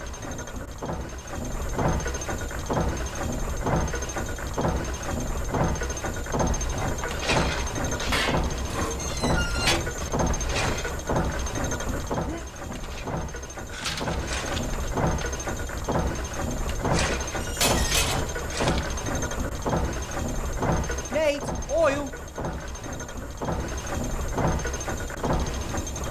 Did we do it? By George, I think we've got it. Keep it up. It's beyond our wildest dreams. The slates are practically flying out of the machine. If only we had the paint too. Here we are. Fluffy pink paint, as requested. What's that? That's Ethel. She's been helping me. But isn't that... Yes, and she's my friend. Now, clear a space there. We have to paint the tablets fluffy. Yes, Buttercup. That's the last of them. And that means the way to the town is open for business. Clean air, the wide sky, and Timmy's already gone ahead to organise a few chocolates as a welcome gift. Hey, kitty. Wouldn't have managed without you, Wilbur. The slates look fantastic. How did you manage to make them so quickly? Look, Gulliver is back. We all worked together, and we had the constructor. 50 slates an hour, rather than 4 a day. 50 slates? Do you know what this means? The slate business is profitable again, despite the poor price, thanks to low production costs. Yes, I thought we might open a little factory outside the town gates. You put up the capital, and we bring the know-how. And you'd already have a factory manager, too. I've got a better idea. You stay where you are and produce a few hundred more of these babies. But that wasn't the deal. I promised the others I'd get them out of here. You should never make a promise you can't keep. Son of a You've got bitch, a week. Bill. You better get cracking. Or I might just let slip you're hiding a wanted criminal down there. Bill! Dick. Also, Gulliver and Esther is also here. They had a son, and they named him after Nate. His name is Nate. He's cute. Okay. Gulliver, I'm so sorry. I never thought he could be so unfair. He gave me his word. How Yeah. can someone so rich and successful be so dishonest? People are weird when it comes to gold. The irony. What are we going to do? Are we going to spend the rest of our lives amongst the rubbish building things for Bill so he can live a better life? No. I'm sorry, Gulliver. I really thought he would take us out of here. We need a plan. Only I just don't know where to start. We'll figure it out. Ivo! Ivo? Princess Ivo is in town. Oh, finally. She made it here. It took her a while.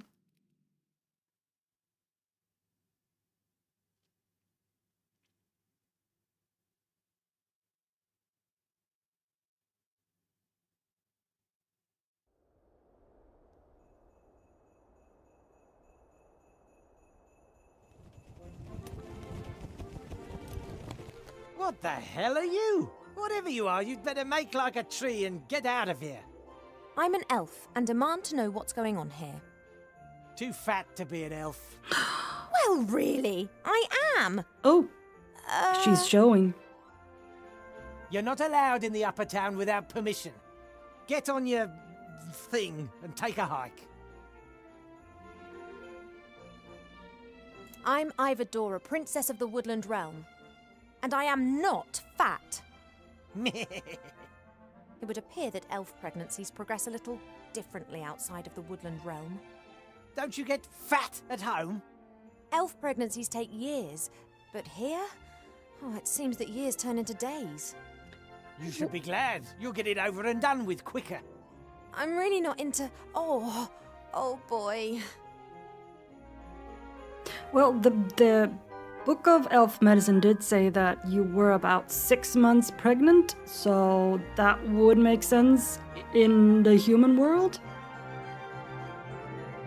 Yeah, I think an elf pregnancy in the elf realm takes about 4 years. They're pregnant for 4 years? The only thing is that it takes longer for the pregnancy to progress, right? So she's not like full-on pregnant the entire 4 years. It just takes longer for it to happen. Yeah. So it's about 9-10 months here. So the book said she was about 6 months pregnant. So in the elf world, she barely showed, but when she came into this moral world, it progressed to the point where she was 6 months showing. Yeah, all of that good stuff. Take me to the Archmage now. The Archmage is dead, murdered by that Weathervane fella. That's idiotic. That's the official version, the only one you should mention in this town. Weathervane is a wanted gnome. Him and the other terrorists have fled into the underground.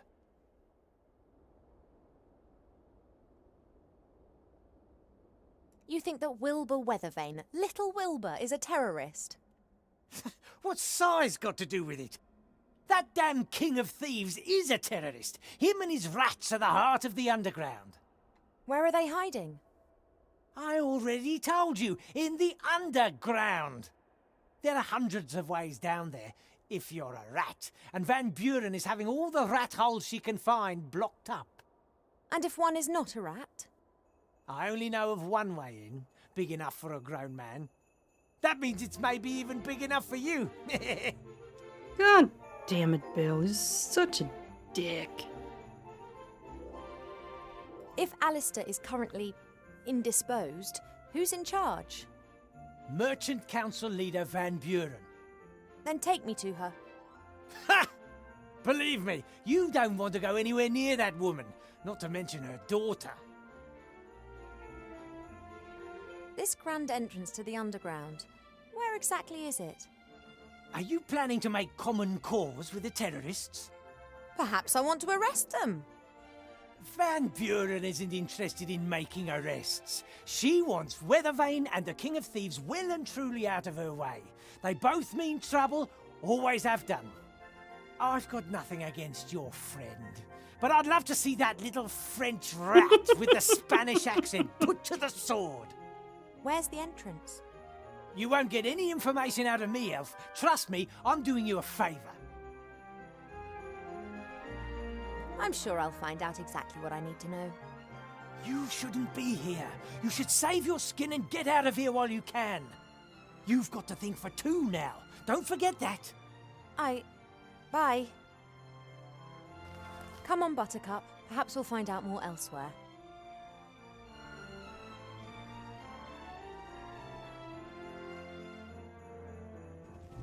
Also, that must be painful to suddenly find yourself 6 months pregnant all at once in a couple of hours. What the hell? I can only imagine how painful that must be.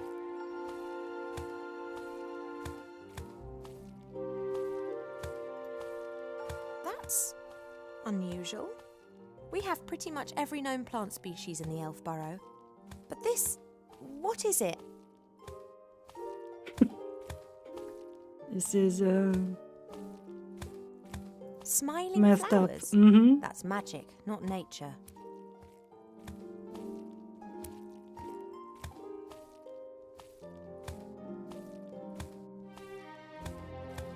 Dolls, toy animals. There are puppies and pink dresses back there. And there's a painting of young minstrels. A remarkable range of goods. Seastone's a harbour town. It's pretty rough here. That shop's asking for trouble with that range of goods, even if some of the seafarers are a bit soft in the head. Wow. Candy floss, ice cream, chocolate, sweets. Maybe dentists are behind all this.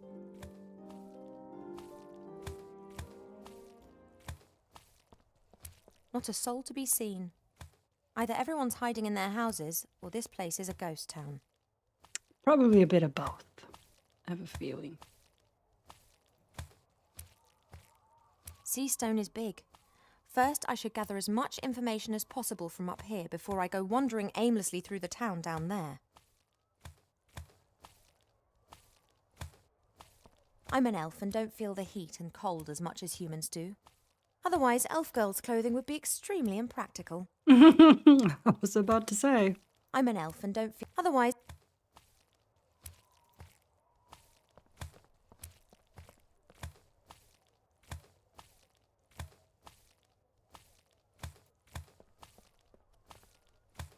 Hi there. Well, hello there. Oh, what do you want? Wanted for Archmage's murder? Has this dangerous terrorist still not been apprehended? It's a lot of nonsense. Van Buren wants to get rid of the rats because they're Alistair's allies. She calls them terrorists so that her people can snoop around under the pretense they just want to block off the rat holes. Completely incidentally, wink wink, they find out, of course, who lives where and what they think of Van Buren. You jeeper troll dung, I tell you. Hello, Mr. Fox. Oh, shit. It appears we need to have a little conversation.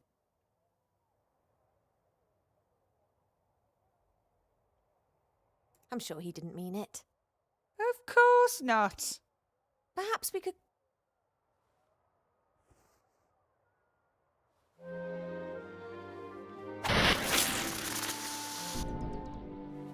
What's all this?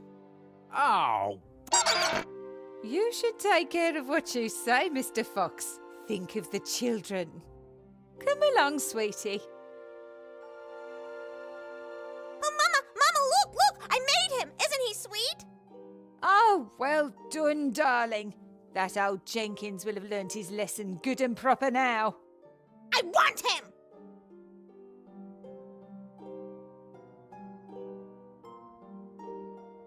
Perhaps we can reach some kind of agreement. I'm sure that we... I made him, Mama! He's mine! But, sweetie!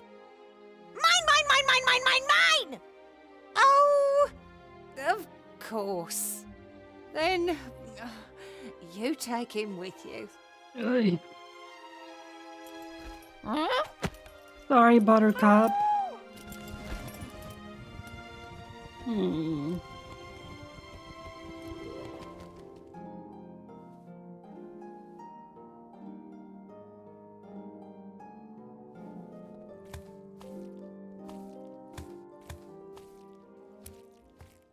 Wanted for the murder of Archmage Alistair, the dirty, rotten, dangerous, armed and whiffy fiend, Wilbur Weathervane. The wanted man is armed and dangerous. Ha! Wilbur might be many things, but armed and dangerous?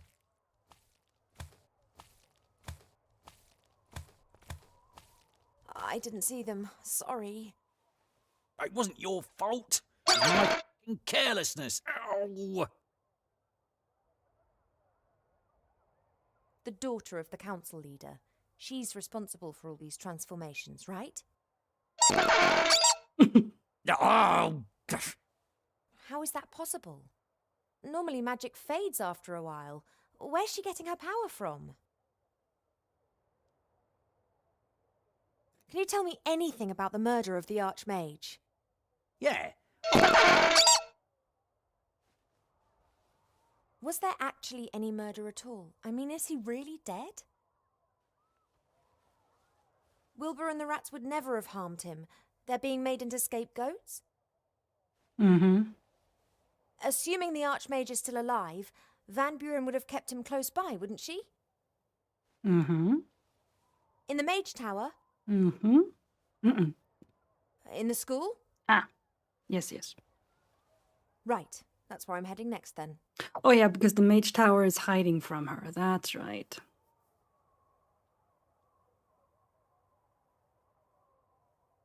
Van Buren can't have gained power by legitimate methods. These lovely things around my head stop me from saying certain things. Like swearing? Ha! Oh, apparently, yes. Sybil Van Buren's power without anyone to do so. Censorship! That's what it is. Do you know what the worst thing about censorship is?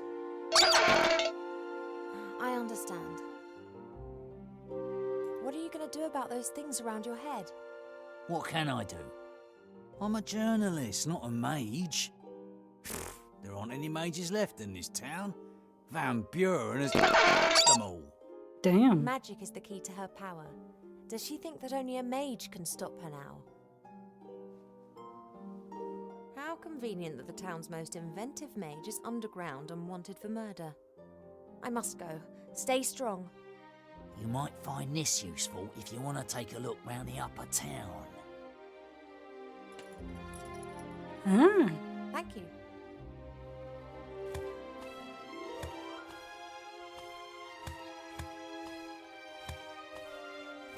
What did I get? Key to the uptown. Thank you.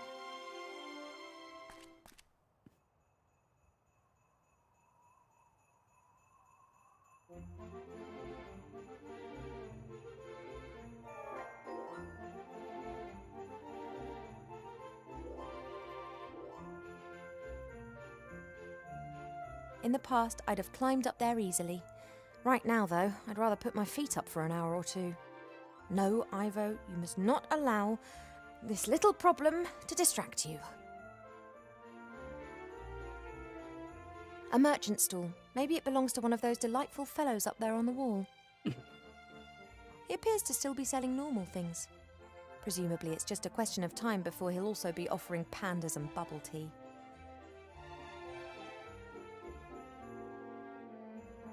Seastone. I've never understood why so many people want to live in such a small place. The whole town looks like a rubbish tip over a sewer. Despite this, everyone was drawn here after the war. Seastone stood for freedom, the wide world, success. If you can make it here, you can make it anywhere.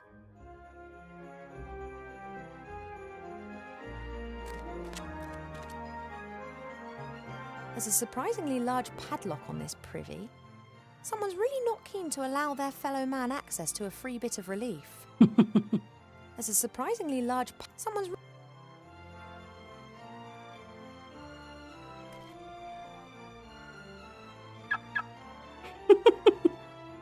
Gets me every time. Stop! Papers, please. Oh, I forgot it. He got turned.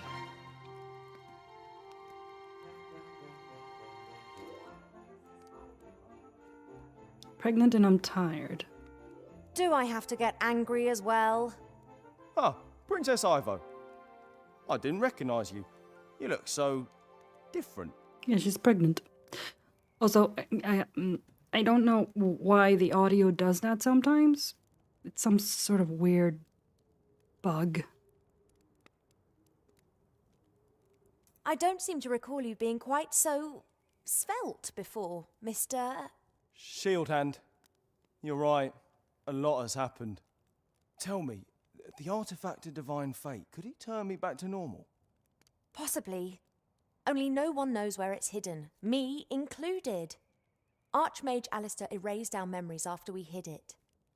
Oh, of course he did.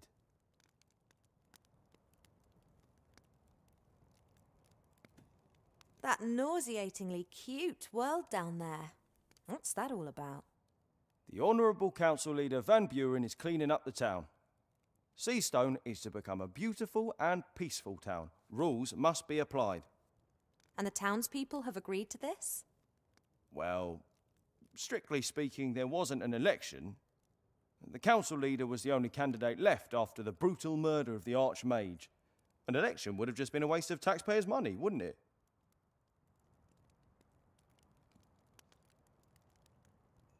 have an appointment with Council Leader Van Buren. Take me to her. Are you sure? I mean, she didn't tell me. Does the Council Leader normally discuss her diary with the town guard? No, but I'm here on an official visit. My mother, the Queen, has sent me to pay the Council Leader Van Buren a courtesy call. Is there a problem? of course not, Your Highness. This way, please. Thank you. That'll be all. But Council Leader Van Buren. What now? Oh, you. Why are you bringing the elf in here, Shieldhand? The elf is Princess Ivo of the Woodland Realm. I'm here on official business by order of my mother, the Queen. Princess Ivo? What an honour! How can I be of service to you?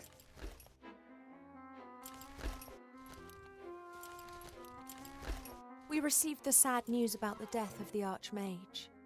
Yes, terrible business. Almost unbelievable. A powerful mage like Alistair simply murdered, just like that. The rats and that Weathervane, they tricked him, my dear. But don't you worry, we're hunting them down. We're having every rat hole in the town sealed up. I know Wilbur Weathervane and Remy de Dumas. We're friends. What are you saying? Friends? With terrorists?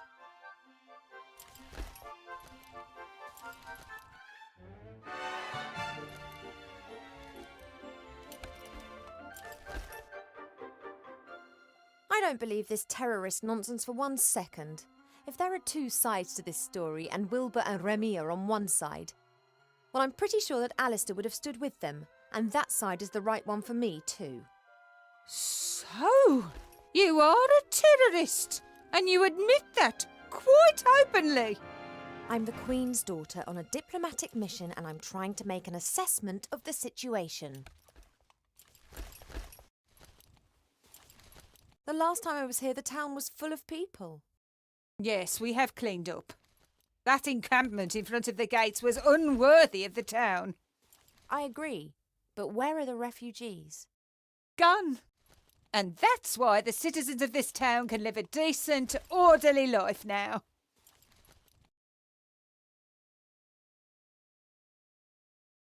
And what if someone doesn't want to live a decent, orderly life in a doll's house?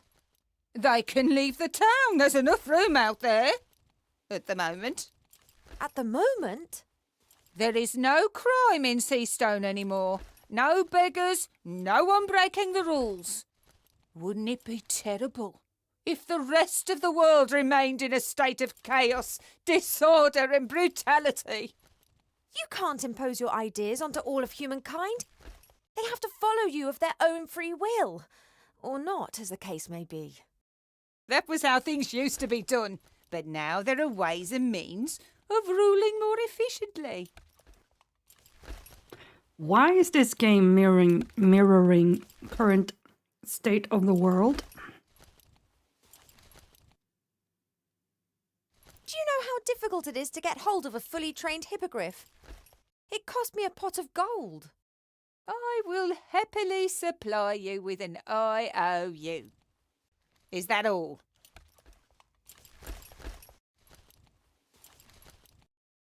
If that's your attitude, then I've heard enough. Goodbye. Wait! You're not about to go and fetch a certain artifact, are you, by any chance? Even if I knew where the artifact of divine fate was, I wouldn't use it. Oh, Alistair's girl. But you must see that I can't take any risks. Shieldhand, put her in jail. What? But Lady Van Buren, she's an envoy of the Queen and her daughter. I will pay a visit to the Woodland Realm and explain from Queen to Queen. From democratically elected leader to Queen. This way, please, Princess. Come any closer and I'll box you.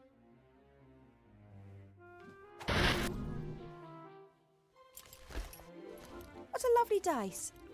Did you make it? Yes, I can make anything. Really? And you think of all these lovely things by yourself? Uh-huh. A few are in my book, too. Oh, the Frog King. Ah, that story was always a favourite of mine. Mine, too. Here, have a nice play with your dice. The Frog King, eh? Get her out of here! Froggy's over there. Please, come with me. At least you'll be safe in jail. Also, life needs to stop, imitate art. Make up your own shit. This is stupid.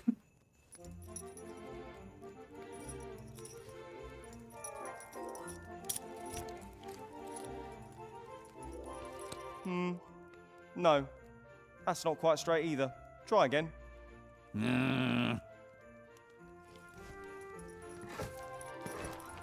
The pregnant princess of the woodland realm, in jail. Luckily, the reporter's got problems of his own to deal with right now.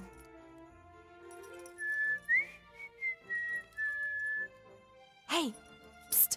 You there!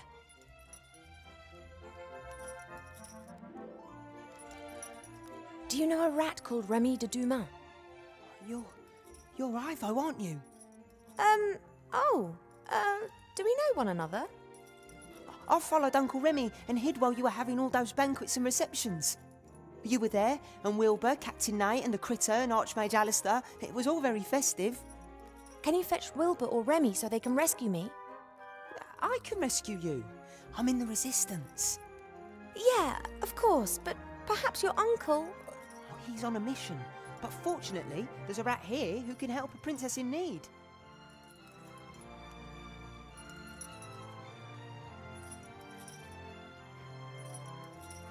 Alright. Let's see what we can do, Timmy. Should probably... How much longer is this gonna go on? Until you've learned to put the posters up nice and straight. And you should mind what you say. All right. Look at the bucket. It looks like there's paste, or troll spit, or some other kind of glue in the bucket.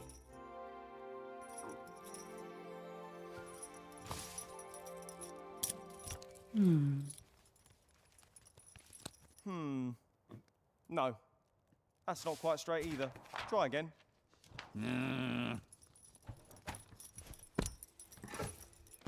Okay.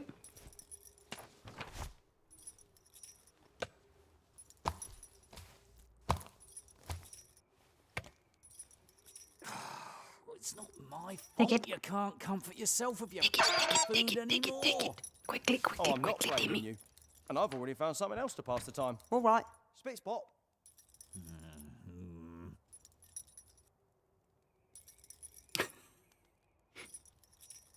Okay. This fire is lit every night. Mr. Shieldhand used to enjoy grilling sausages on it. But all that stopped since he lost one of his dimensions. I wonder what he does when it rains. No, that's not quite A straight couple of either. bits of charred Try wood have again. fallen through the grill. I'll take one. Yeah, take one.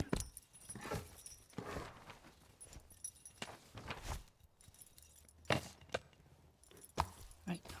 Many say Mr. Shieldhand is the worst town guard Seastone has ever had. Us rats see it differently.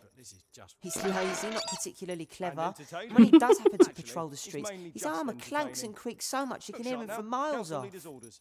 Perfect. It must be quite difficult not having a real body anymore. Yeah. But that doesn't mean he has to vent his bad mood on Mr. Fox. The door looks quite solid and is probably No. locked. That's not And quite even if straight it either. isn't, Try again. Shieldhand would notice if I opened it. I've got to get rid of him. Both of them, if possible. Now Mr. Fox is busy sticking up wanted posters. That'll take him a couple of hours by the looks of things. How much longer is this gonna go on? Until you've learned to put the posters up nice Symbol and of the straight. Resistance. That should be hanging up all over town. Okay, have to wait.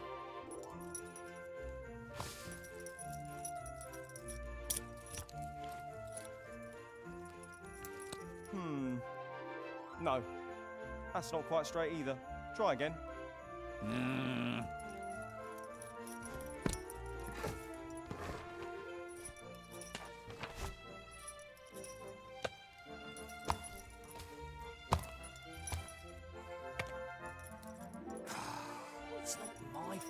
can't comfort yourself with your food anymore.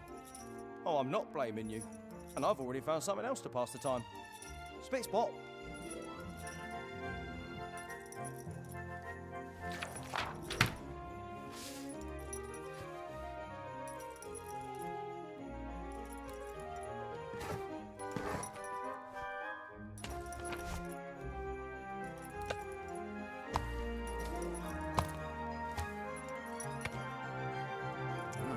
Hey. This is just... And entertaining. Take it. Actually, it's mainly just entertaining. So that wasn't Shut now. quite Council leaders what we orders. needed to do. All right.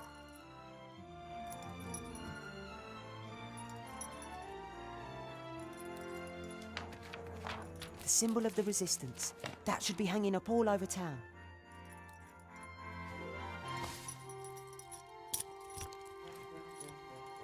Anything? Oh, Time No. to turn Mr. not Shield quite Hand straight into an either. advertising Try again. figurehead for the resistance. yes.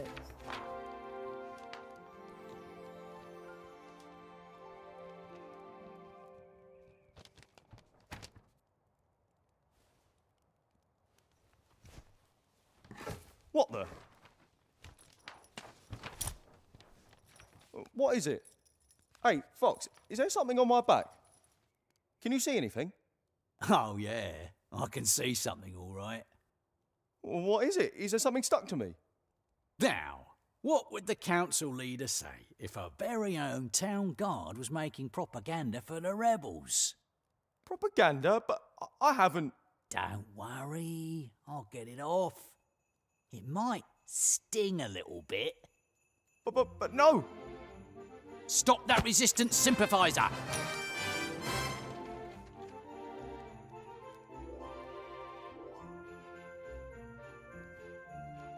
Keys. 3 keys on the town guard's key ring. One of them should be for the door to the guardhouse, the others for the cells.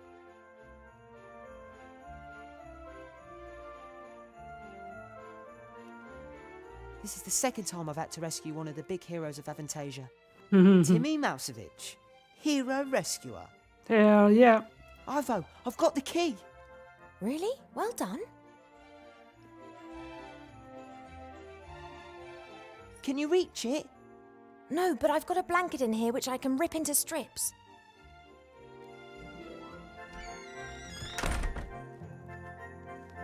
Right, that's sorted. Wow, you're really, really fat. Oh, come on. I'm pregnant. Somehow. Where are Wilbur and the others? In the underground. I'll let them know you're here. But where? Oh.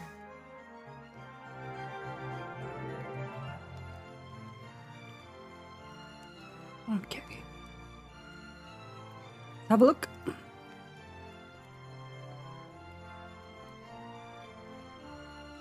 Of course, statues will always be the first to lend their support when there's a revolution. I'm not sure who this statue's meant to be, but I'm certain that the council leader's people have defaced it.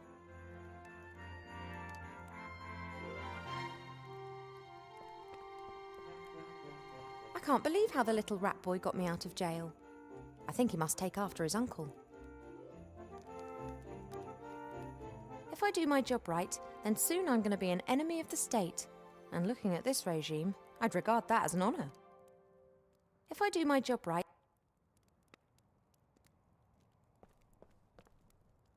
From celebrated hero to enemy of the state number 0.5. Steep career path for Wilbur.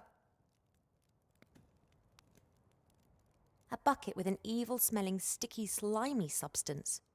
If I ever need anything like this, I'll know where to find it.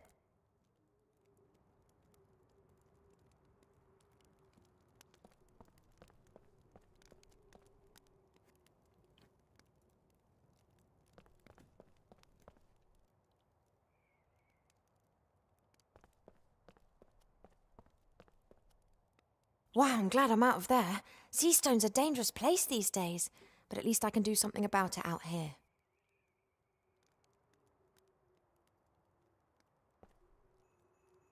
Salt pretzels, donuts with icing sugar, together with hot mustard and a bit of pickled cabbage. Perfect. Oh, yeah, she's pregnant. Oh, I think this baby's trying to influence my mind. I've never had a craving for fish fingers with custard before. Damn.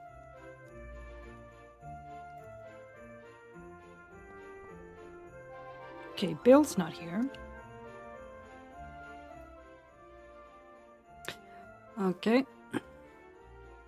I can't imagine any sane airship captain would dream of flying into Seastone right now.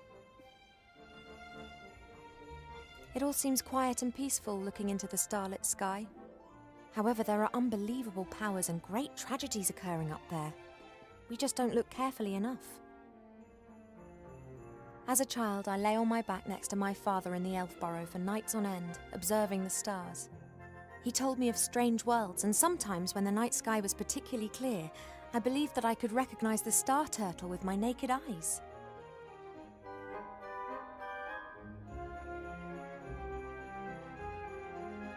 That crane's new. Seastone's merchants have been very creative where business is concerned.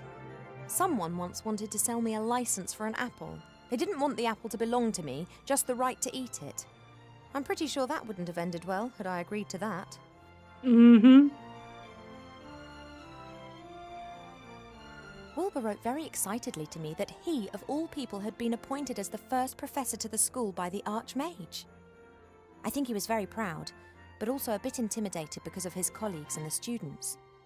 Those are the kind of worries that we'd be grateful for right now. The Mage Tower in Seastone is notorious. It's been said it has a mind of its own. It confuses people. It's said that visitors the town didn't like never emerged again after venturing inside.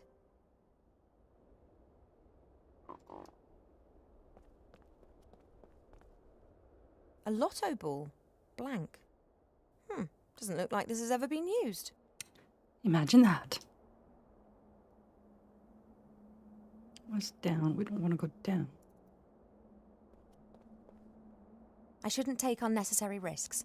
I'd better chat to Wilbur and the others first. Oh, all right, right. Yeah, I have keys, right? The keys will help. Oh. Huh? Oh, it's you. Working late, are we?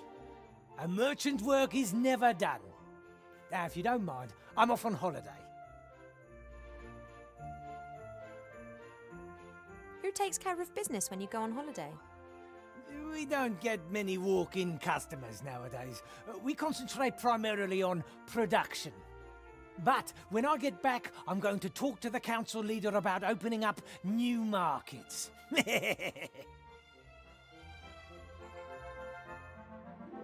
And these are tribbles that you're selling? Fresh off the press, so to speak. The management's efforts have optimized production decisively. Then one just needs to find someone who wants something like that. I'm working on that. In my opinion, every school kid in the land needs a magic slate like this. I'm going to speak to the council leader of the merchants about that. Mm-hmm. What did you say? Where's the entrance to the underground? I didn't say anything, and you've got no business down there. And where exactly have those fluffy things been manufactured? Not in the underground.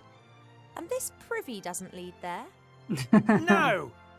Then may I use it? Or is the flush not working? I don't know anything about any underground. I just want to earn an honest crust. Why does everyone seem to have a problem with that? I'm taking these ghastly things to the school, then I'm out of here.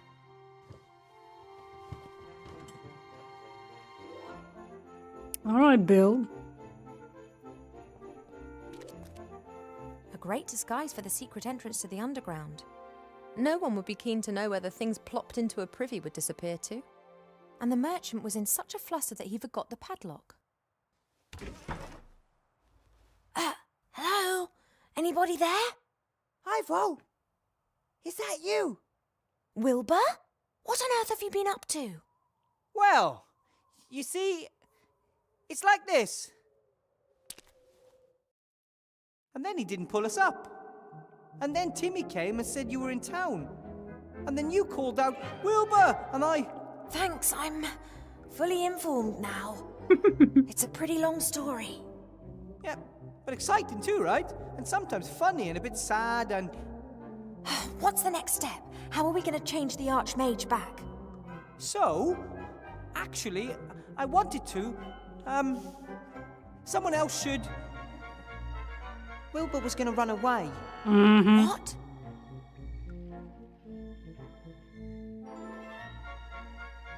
That's water under the bridge. We have problems to solve. Exactly. We can't simply leave the town to this dreadful Van Buren. And from what we know, it's likely that Munkus is sneaking around here as well. So what do we do? First, I'm going to get you up here, I guess. Then we can work out together how to rescue the Archmage. But Remy's right. As long as the wand still exists, there's no way we can defeat Van Buren.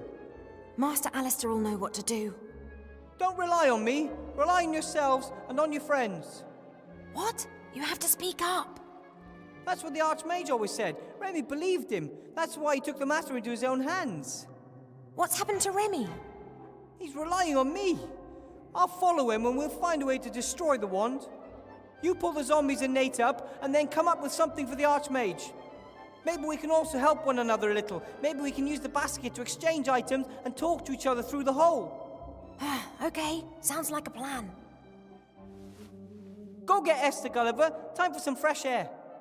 I don't know how to thank you, Wilbur. Aww. All right. Our second child will definitely be called Wilbur. What do you say, Nate? Want to see the stars? Oh yeah, he's never seen the stars. He was born down here. You wait here, Timmy. But I can help. You sure can. If you hear terrified screams coming from the hole, then think of something. You are going to find Uncle Remy, aren't you? Mm-hmm. Of course. We'll try, at least. The rope has served me well twice already. Maybe it'll hold up for a third time, too. You know, somehow I can't think of anything witty to say about this rock. It's heavy. Probably. Anyway. Okay, can we use the... There we go, to anchor us.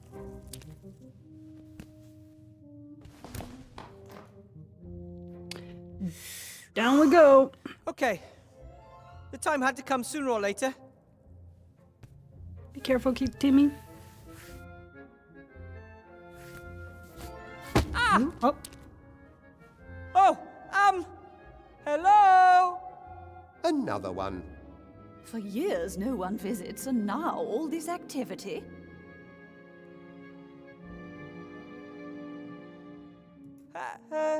Hello? Who's there? I'm Wilbur. Said the ugly dwarf, whilst peering into the darkness. Hey, he's a gnome. Hey, I'm not a dwarf, I'm a gnome. And he's not ugly. And Mum says I'm a handsome little fella, too. Mm-hmm. He said defensively, but this did not impress the darkness much. Next, the dwarf said, He's a gnome.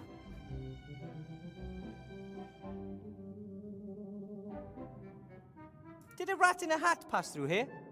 asked the gnome in a brave voice. He, however, didn't know at this point that he would be leaving the caves without his friend. You know something about Remy? That's what one calls foreshadowing. It's a device used to keep the audience entertained. Showing something other than complete darkness might also be helpful. He's got to solve the riddle first. So what's with Remy? Was he here? Where did he go? Oh, I've got another one. One politician says to the other, I don't know why no one likes us. We don't do anything. And what exactly has that got to do with the story? Who are you? And why don't you come into the light so I can see you? We can't. Well, we could, but we just don't want to. We are gods. We can do anything. You're gods? He froze, as if struck by a bolt of lightning, whilst the implications of this danced wildly around his head. Actually, no, not really. But you must. You are speaking to gods. What exactly are implications? Hey, two cannibals are eating a clown, and one says to the other, he tastes a bit funny. Oh, do be quiet. I'm trying to create atmosphere here. Isn't it about time for a riddle? Not that I have anything against creepy voices from the dark, but maybe we could have a little light here? Why is it dark? And what could you do to make it light? The young hero stood in a beam of light, surrounded by the deepest darkness, and the voices said, Two trolls look up into the night sky. One asks the other, "What do you think? Is there life on the moon?" And the other replies, "Well, of course! There's a light on, isn't there?" Ugh. Fantastic. If you're gods, then can't you just say something like, "Let there be light," and it gets all bright in here? Two trolls are looking up into the night sky, and one says to the other, "What do you think? Is there life on the moon?" You said that already. Not again. Of course we could create some light.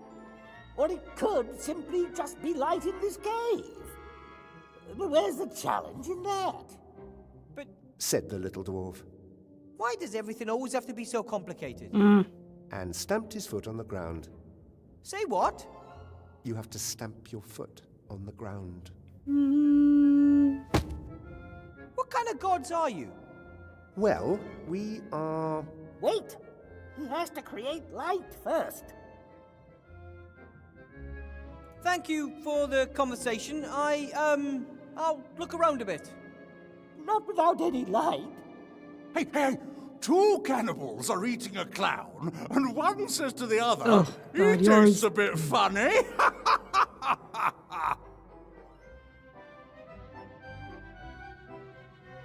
That joke, I think you told it earlier. That's absolutely no reason for not repeating it again and again and again. Hey, it's a good one. Aside from the light coming through the hole, you can hardly see a thing down here. And I think I need more than just a torch or something like that. It sounds like I'm in a fairly large cavern.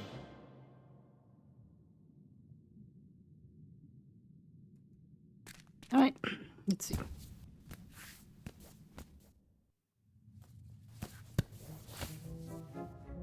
Up's even worse than down. Wilbur, have you found Uncle Remy? Not yet, but I'm working on it.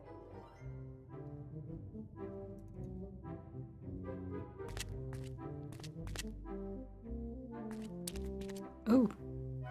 It looks like the Van Buren's girls' abominations have even found their way down here. Someone with taste couldn't bear to have this stuff around any longer and threw it away.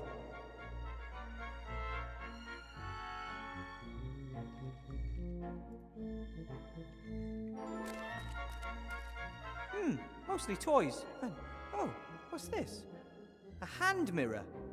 I'm going to take it with me. Could come in handy somewhere.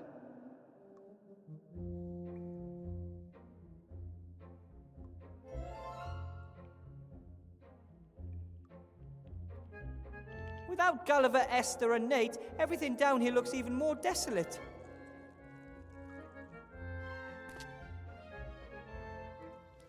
Oh, Ethel's bad.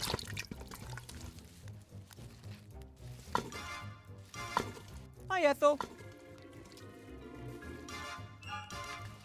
Oh, you always have this habit of creeping up on me. You and Esther did a great job of that fluffy paint. Although, I'm still not sure I understand it all. What's so difficult to understand? Yellow and blue give you green, pink and fluffy give you fluffy pink. There's a colour called fluffy. Fluffy jumpers are dyed with it. Many wash powders are made almost entirely of fluffy. Oh, young people today, absolutely clueless with regards to alchemy. You and Esther got along well together, didn't you? Surprisingly, yes. Didn't want to eat me or anything like that. Nice person. Gone now. I'll miss her. You could visit her sometime. Lots to do. But yes, maybe. I followed Remy down into the dark hole. Ooh, what's it like? Dark. Then you need to sort out some light. Chop chop. I have to be going, Ethel. If you need stew, you know where to find me.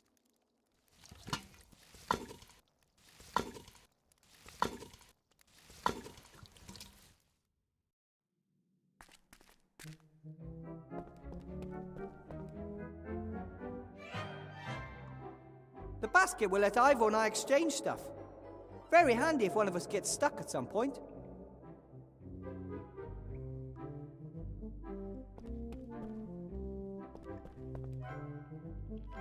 Ivo?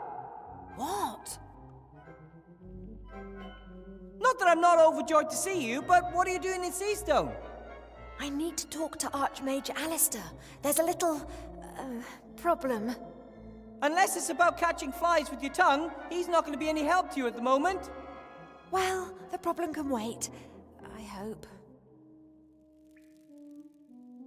Monkus has completely disappeared since the fight in the staff room. Do you think he's still in town? Yes, I fear so. Like flies to Arbor's pot, dark sorcerers are attracted to power. A little girl with seemingly unlimited magic. He'll try anything to exploit that. And he can transform himself into anyone. Be careful about whom you trust up there. Who says he's up here? He could be down there with you. We must both keep our eyes peeled.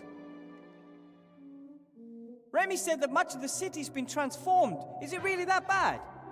Some buildings have been badly affected, but nothing that couldn't be fixed with a few flaming torches.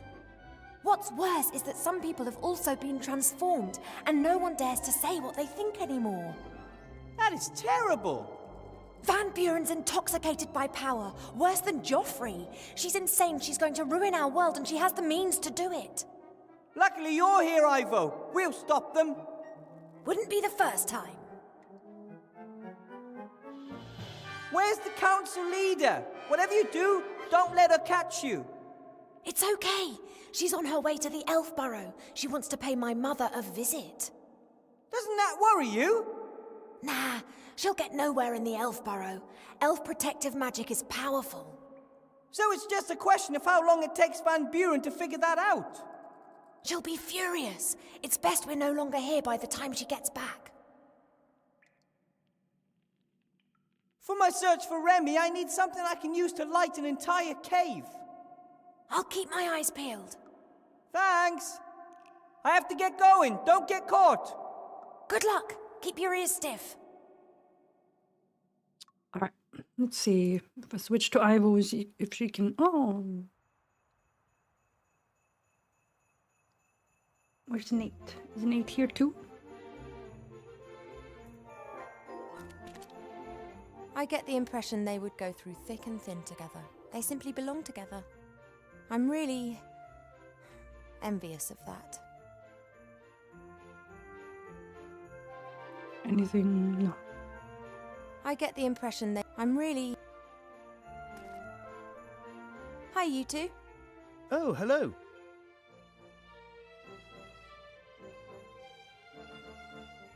I've not had the pleasure of making your acquaintance yet. My name's Ivo. Welcome to Seastone. My name is Gulliver. This is my enchanting lotus blossom, Esther. Our son down there with the ogre is called Nate. Nate? Nate, yes. Named after a true hero and good friend. It was down to him that Esther and I got together back then in the Wildlands.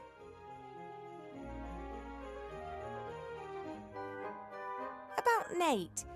You haven't seen him recently, have you? Unfortunately not. We would have loved to have had him at our wedding, but he suddenly disappeared. I'm sure he's out there in the big wide world, helping other lovers find the happiness they deserve. But he left his love behind in the process. Do you know him? That deceitful hypocrite who disappeared in the middle of the night with no explanation and leaving me standing there like an idiot of a pirate? No, I don't know him. Not anymore. It's not safe for you here in Seastone. Not for anyone. I know, but where else can we go? Zombies and the undead aren't really welcome anywhere.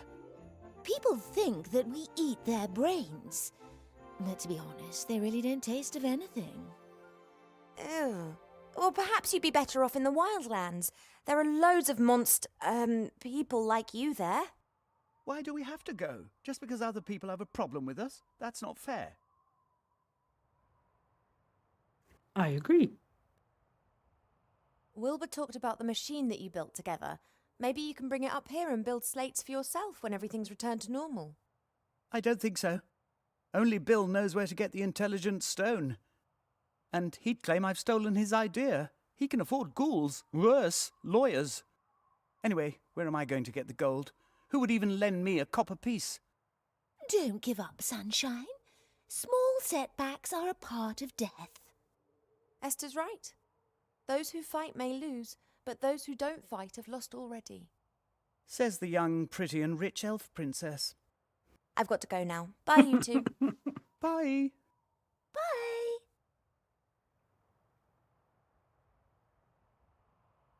All right.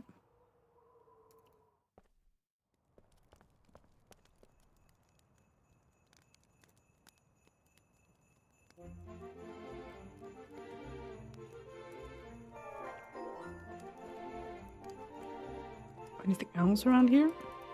Come on, Ivo.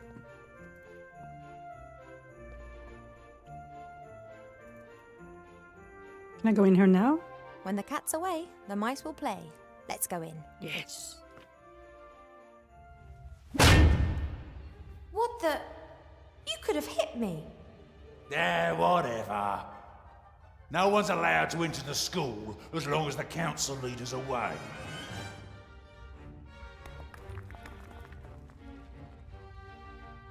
Council Leader Van Buren has asked me to get something from her office for her. She didn't tell me. She only told me to knock the head off anyone who tries to get in here while she's away. Oh, presumably she forgot to mention it. She'll be very angry if I don't bring her what she requested. Angry with you, not with me.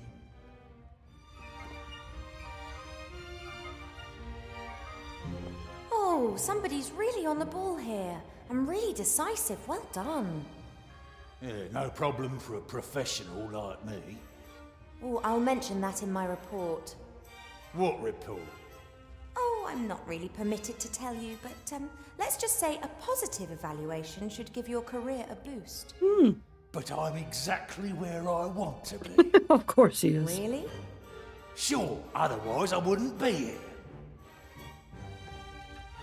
You really must have a ball every day harassing people. A smart guy like me can really make good in this world. But you're destined for greater things.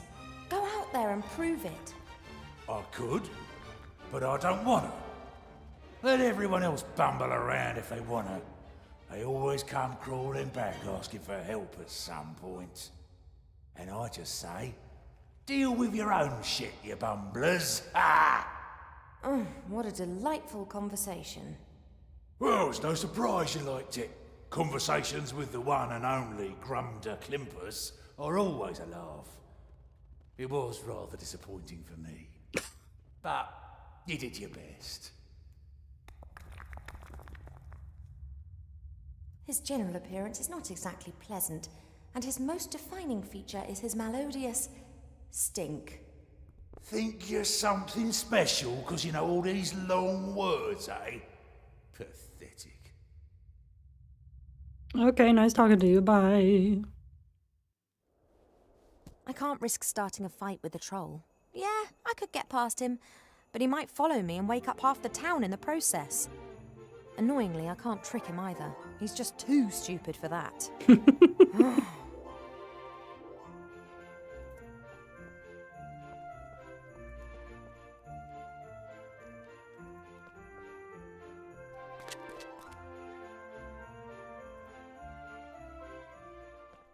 Oh, there's Nate. This is Nate. His name isn't his fault. I'll try to be nice to him. Oh, he's a sweetie. So you should be nice to him. Hello, Nate. Are you interested in these toys then?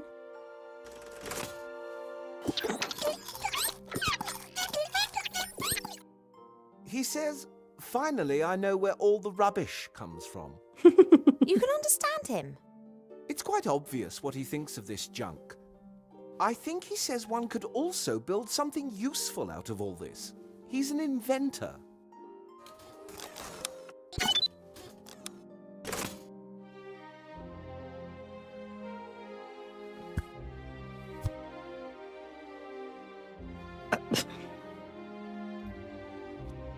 A two-headed ogre.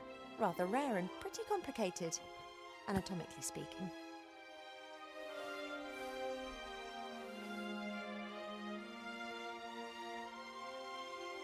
Oh wait, you already done that. Good evening, gentlemen. Mademoiselle. Fat elf! Oh, jeez Christ. My name is Ivo, and you are... Not Princess Ivo from the Woodland Realm? Yep, that's me. It's an honor, Your Highness. Although, considering the current situation, perhaps you shouldn't tell everyone who you are. I still don't know your name, kind sir.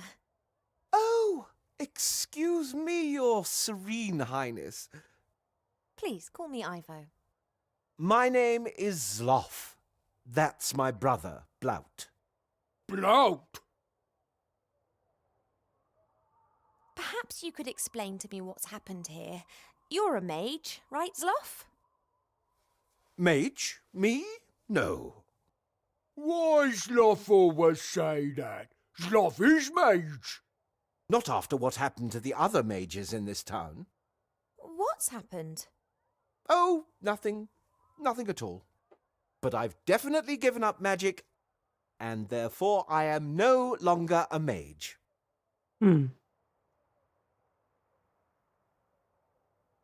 A friend of mine who's active in the non-existent resistance has to somehow illuminate a big cave. I'm no longer a mage and have nothing to do with the resistance. And because I'm no longer a mage, I don't need my magical equipment anymore. Like, for example, this clicker, which can capture starlight. Ooh.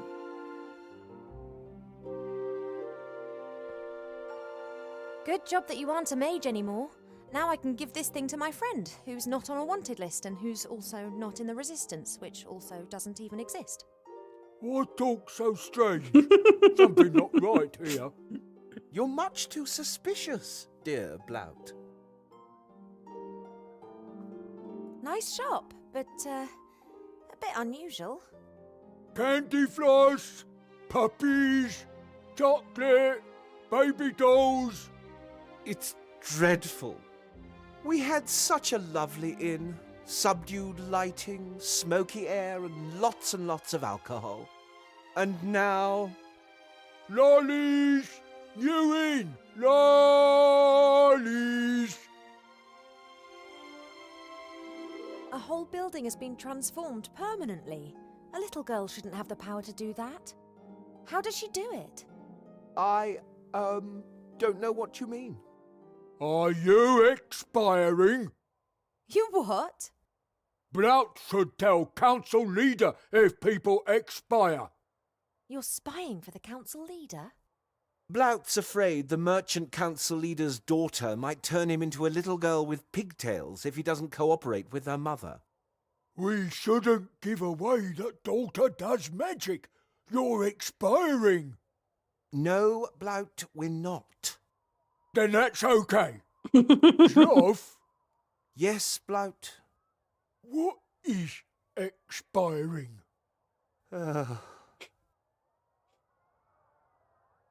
Blout, I don't think you should spy for Van Buren. She's bad news. Surely you can see that. Blout not want to spy, but Blout not want to be changed into bunny rabbit. I was all for fleeing, but Blout wanted to stay and hide. Quite difficult, given your size. Blout bought disguise. No one recognised Blout. Maybe not, but what about me? Well, yeah, what happened to it? Have you still got the disguise you were going to use to hide from the council leader? Still got. Would you give it to me?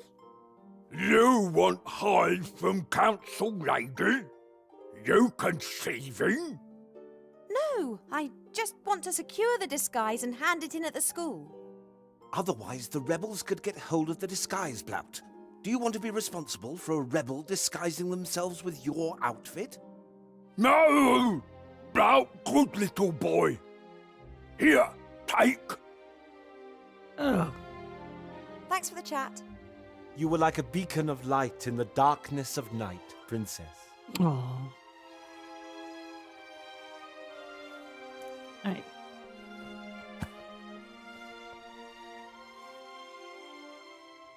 Okay, so we have a clicker that can collect starlight.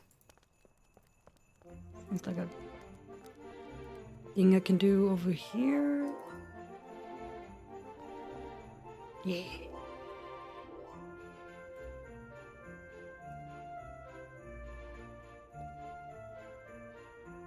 Right then, capture starlight. That is beautiful.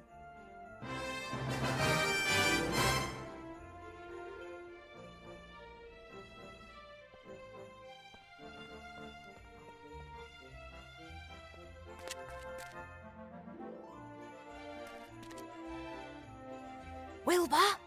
Yes? There's a fully grown troll with an axe in the entrance hall of the school, and he won't let me into the staff room. Is there another way into the school? If we had some fireplace travel powder, you could get into the staff room through the fireplace. Fireplace? I'm sure there isn't a fireplace in there. Presumably it's now a doll's house or something. Maybe the fireplace in the library's still okay. Worth a try. Just missing the powder now. It's on the headmaster's desk. Which brings us back to the start of our problem. Yep, that's about the size of it. I've captured a bit of starlight for you. That should make your light problems a thing of the past. Really? Wow. I'm going to send the clicker down in the basket. You must wait until you're in the dark cave before you set the starlight free. Got it. That's all for now. See you later. Okay. The basket will let Ivor and I exchange stuff. Very handy if one of us gets stuck at some point. Yeah, did you get... Oh, okay, you got it. Okay. So... Go down. Go into the cave. Go down here.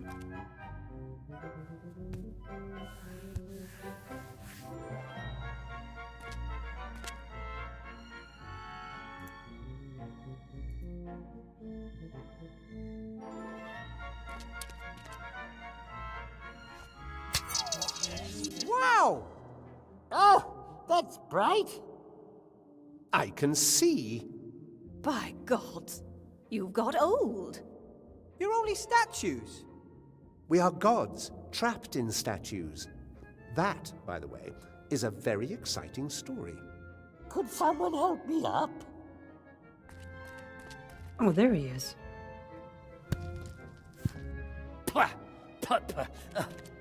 Thank you. Hey, all this light reminds me of a joke. Two trolls look up into the night sky. We already heard that asks one. the Oh other, my god. What do you think? Is there life on the moon? And the other replies, well, of course. There's a light on, isn't there? Maybe you could just lie him face down in the sand. Okay. A small alcove with some truly gruesome ornamentation. Whoever designed this thing must have been in an alarming state of mind.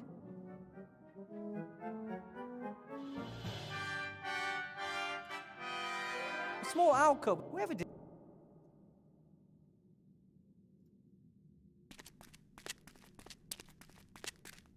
This lake looks weird. The water is so dark and somehow wrong. Oh, it's real water. That I could just swim to the island? Oh, I wouldn't try that if I were you. And if I build a raft and get myself a small rowing boat? No boat can cross this lake, spoke the mighty voice of the highest of the gods. We can only explain to you how to get over the lake. Maybe the lake is cursed. I can feel something evil, and a chilling cold emanating from the water. The gods must know how to cross a lake like this. Yes, we do.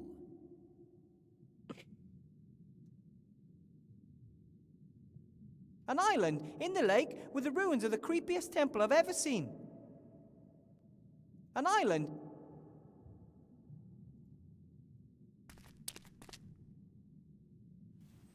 That's Remy's shrinking ring. That means he was here. Remy!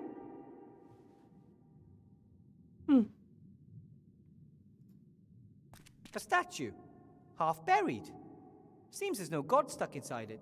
At least, she hasn't said a word so far. Doesn't have a head. A statue. Seems there's no...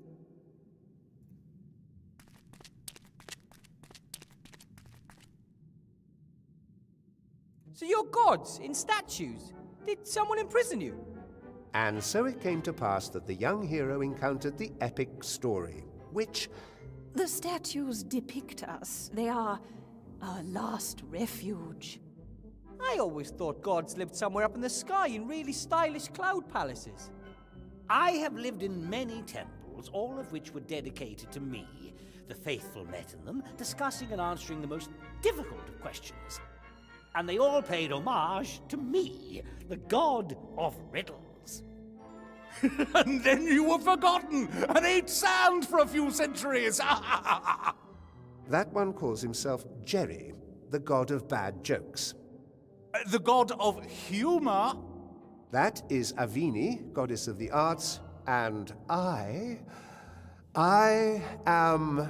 Hypnis, the chatterbox. the god of good stories. One picture speaks more than 1,000 words. Okay.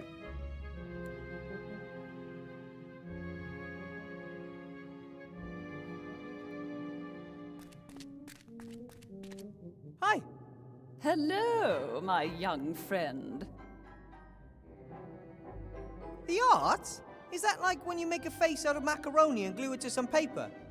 Art is everywhere. There is nothing in this world that isn't art. That's why I'm the most important goddess here. The world consists of stories.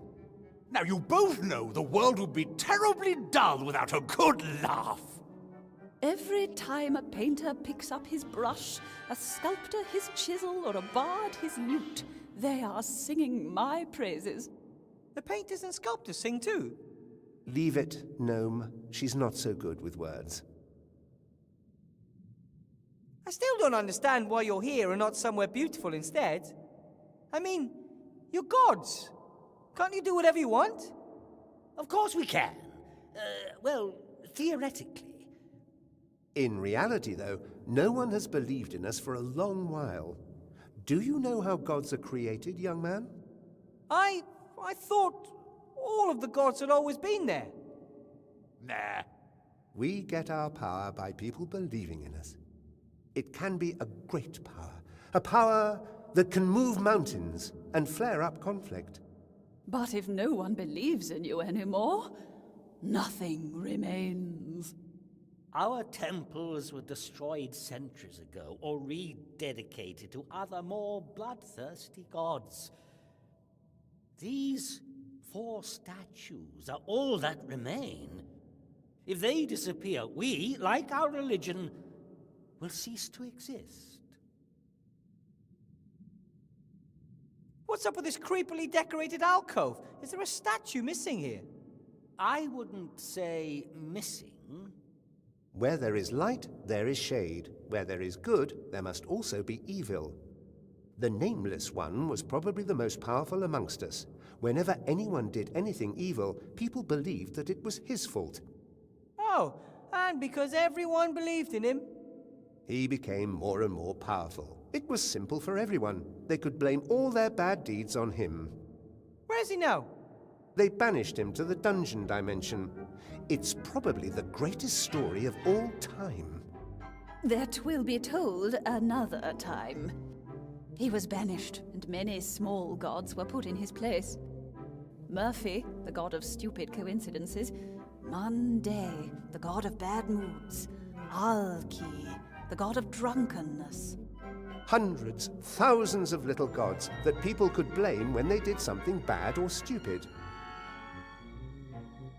I think my friend Remy's on the island over there. How can I cross to it? Now, it's quite simple. No, it isn't. First he's got to answer some riddles. Oh, we've already done with the light. Can't we simply get on with the story now? Previously, people honored us, gave us offerings, erected temples. I can't build you a temple. No, but you can honor us, so that we will bestow our favor upon you. You are, awesome. How pitiful. You must give each of us an offering, or fulfill for each of us one wish. Or something like that. Yes, yes, and only when you've won over 3 of us will we reveal how you can cross the dark water safely. People, gods, whatever you are, this isn't a game. Remy may be in danger. When he is in the Temple of the Nameless One? For sure. Another reason for you to hurry. Chop chop, mortal. Win our favor. Okay. Can we talk about this favor thing again? I need to get on the island really urgently. Not so fast. We're gods, and we deserve to be paid tribute to. So, what do you want? Well, you don't appear to have a cup of wine on you. Can you dance? Of course.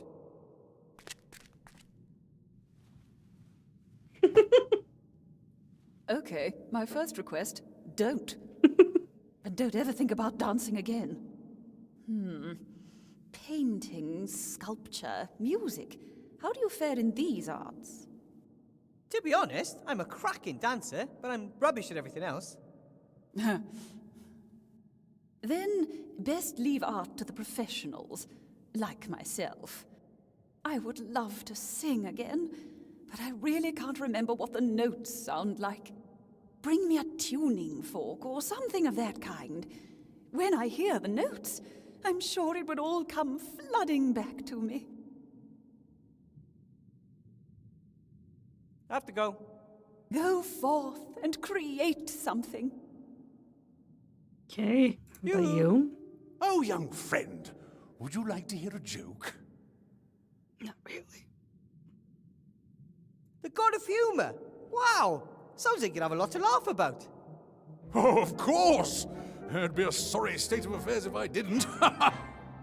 It is really bad if one constantly has to hear the same joke told time and time and time again. Oh, you just haven't got a sense of humor. Listen, one politician says to the other, I don't know why no one likes us. We don't do anything. or do you know the one? Yes, we know it. Party poopers. As you're in such a good mood, you'll help me get to the island, right? Oh, comedians always have a dark side. It's not easy making everyone else laugh. And what do you know about that? I am the god of humor. I invented badumtus. Yes, only so that people will know when they have to laugh. Oh, yeah. 2 cannibals are eating a cow. Oh, for fuck's sake. One says to the other, he tastes a bit funny. Eh? Eh? Ha ha, that was new. No, it wasn't. You see? It's a tough business making people roll in the aisles. You lot just don't realize that because you've never tried it yourself. Hey, that's it! That's the task I'll set you, mortal! Make me laugh! You want me to tell you a joke? One that's so funny, it makes my stomach ache with laughter. Oh, it'll have to be a right royal rib tickler. don't think I know any jokes. Oh, come on, everyone knows a joke. Most aren't of a standard high enough to make a god laugh, of course. But anyway, ask around and try your luck. I have to go. Hello? said the young hero, and then asked the decisive question. You said that the temple on the island was for the Nameless One? That's right.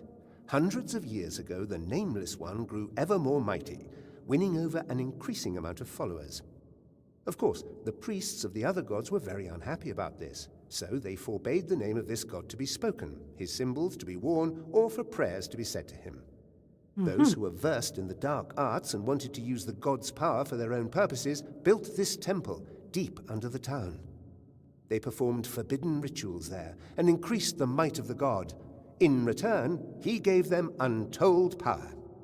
That doesn't sound good. No. It wasn't.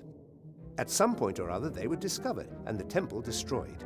Shortly thereafter, the Nameless One was banished, and for centuries, all was peaceful on the island. And then what happened to the temple? What happened next? A few years ago, men appeared.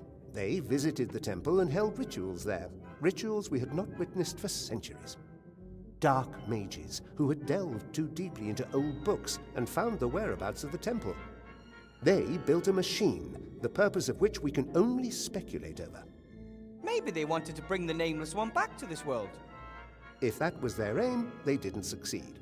The island lapsed back into peaceful darkness. I suspect the mages had been killed. Ah, then my wand might have belonged to one of the Dark Mages. I don't know anything about magic wands. I just know that for several years the temple has been inhabited by a ghost which never leaves. And Remy's just gone there. That reminds me of an old story. Shortly before the first amphibians... Sorry, I just don't have time for long stories at the moment. Oh, of course. But just run along then. Check out the neighborhood for stuff and try to make sense of it all. I've always liked stories, especially the story of the Knight Ni as he rode out to slay the evil dragon. Yes, one of my finest. You wrote the Knight Ni story? I wrote all stories, so to speak. Boy falls in love with girl, hooker with a heart, happy ending, all my inventions. Everything since is just variations on a theme, really. Wow! I also invented the words and, wide, and jam, as well as the letters E, Q, and L. Oh, and the Oxford comma. The last has, however, not been accepted by the majority. What do you want me to do? Nothing. My vote would be to get the story moving again. We agreed that he has to complete a task for each of us. But you don't know what happens on the island. It will be very exciting and very emotional. Oscar-worthy. What's happening on the island? Down here, riddles must be solved if you want to get any further, just like in the good old days. Okay then. A task. Tell me a story. That's hardly a suitable task. Storytelling is not easy. It has to be a creative, exciting story that meets my exacting standards. All right. Come on, gnome. Think up a story to knock us off our feet. Okay. Oh, no. Oh. An archaeologist who just barely escapes a huge stone ball.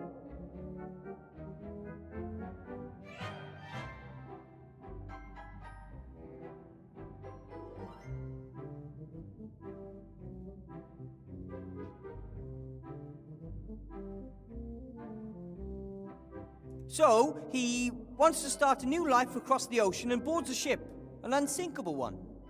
Aha! Gripping storyline, exciting characters. The first act is complete. What are the further developments and climax going to be?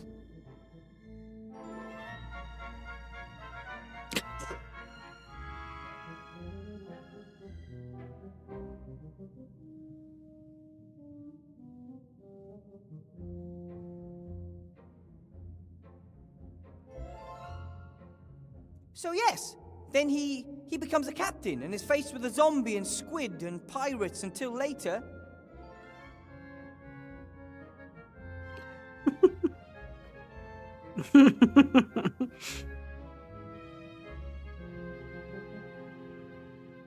Uh-oh.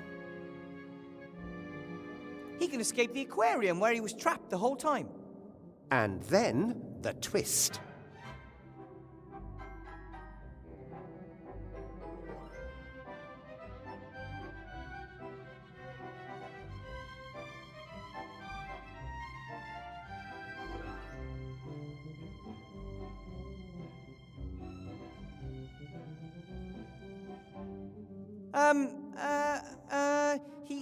He himself was dead the whole time. Ah, very original. Why dead? You've got my support, my young friend. Nice. So, one got down, 2 to go.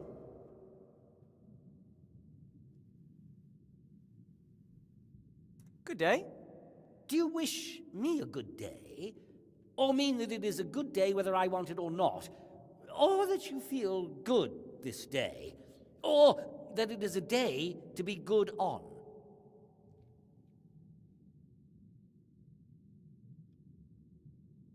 If you're the god of puzzles, I have a serious bone to pick with you. Why? Why does everything have to be so complicated? An unlocked chest? Someone who just helps? For free? Is that too much to ask for? Nothing worth having in this world simply falls into your lap. Yes, but chess puzzles to open doors? Complicated machines in submerged temples? Machines that must have been completely pointless when the temples were still in operation? I agree. This is all just a distraction from the story. I don't know what the problem is. Doing a little dance to create a flash of lightning? That's brilliant. No, it's obnoxious. I guess the only way to gain your favor is by performing a strange set of tasks. No tasks. Riddles. That's all that matters to me. If you ask me a question I can't answer, you win my favor. That sounds familiar. My first riddle for you goes like this. What has roots nobody can see, towers beyond the tallest tree, never grows to get this high, but reaches up towards the sky?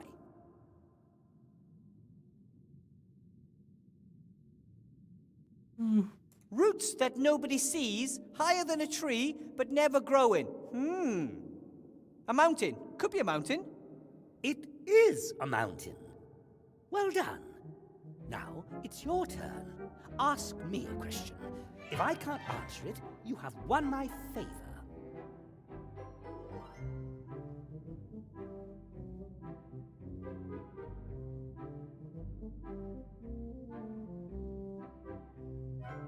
What is the sound of a falling tree felled with a herring while no one was listening? Spalakaka. I don't think that's correct. Of course, I am the god of riddles. I'm absolutely all-knowing. But... Full of shit. 30 white horses on a red hill. First they champ, then they stamp, then they stand still. Oh, God. Yeah. 30. White on a red hill. Makes sense. Teeth? Teeth! Well, I never. That's correct. Clever little fellow. Your turn.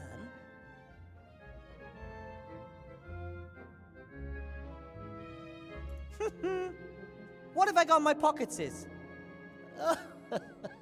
Some bits of fluff and a ring, a shrinking ring to be precise, a mirror, a magical device that some people call a clicker, and no, that's all. Wow, impressive. Yep. Yes, god of riddles, all-knowing and almighty. Nice to meet you. My turn.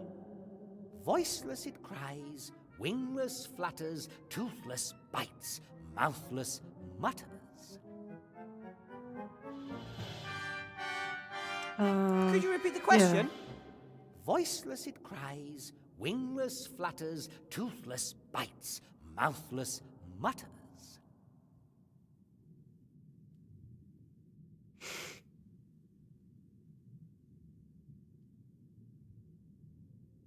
The wind? Screaming, flying, biting, muttering and whistling? That's obvious. The wind. Oh, all right, yes. But that was easy. Your turn. Do your worst.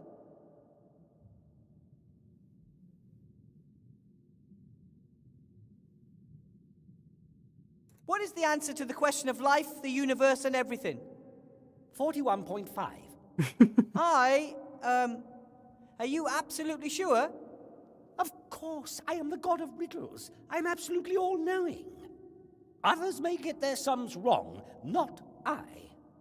But... My turn. Something that consumes us all, from the mighty to the small, eats into iron and grinds down stone, dulls every sword, breaks every throne, defeats kings, turns their castles to dust, waits for no man, for pass it must. Time. You mean time, right? Nothing can hide from it, neither trees, nor birds, nor kings. Not even the gods. Everything has its time, and all things must pass. Correct answer. Your turn. If you're all-knowing and all-powerful, can you think of a question that is so difficult that even you can't answer it? Of course. I can do anything. But if you're all-knowing, you would know the answer to every question. Of course I know. Here's the deal. You give me your favor, and we'll just drop the troublesome topic of omniscience completely. With that, the actual task which I set, without your knowledge, has been mastered. You have won my favor, pedantic mortal. And that's 2 gods in the bag. Okay. I don't think there's anything else I can do here, so let's go back up. I need a tuning fork and jokes. Does Timmy know any jokes? Yeah. There's a dark lake down there with an island in the middle with a ruined temple on it. I'm pretty sure that's where your uncle is. Haven't you had a look yet? I don't know how to get across the lake. That water looks suspicious, and the statues of the gods say no boat or raft can cross the lake. How did Uncle Remy get to the island then? I guess he knows the secret of how to cross the lake safely. So don't worry, I'll figure it out. Listen, Timmy, I found your uncle's shrinking ring. He never puts that down. It was on the edge of a suspicious-looking lake. Oh, perhaps he wanted you to have it. I don't think so. He couldn't have known that I would follow him. Of course he knew that. You wouldn't leave a friend in need. Everyone knows that except you. Do you know any good jokes, Timmy? Is this really an appropriate time for jokes? I need a good joke to get your uncle out of the temple. It's a long story. I've kinda got one. What do us rats like playing most? Hide and squeak. Not bad. Well, it's not funny, because it's true. I've got to get back. You can do it. I like Timmy.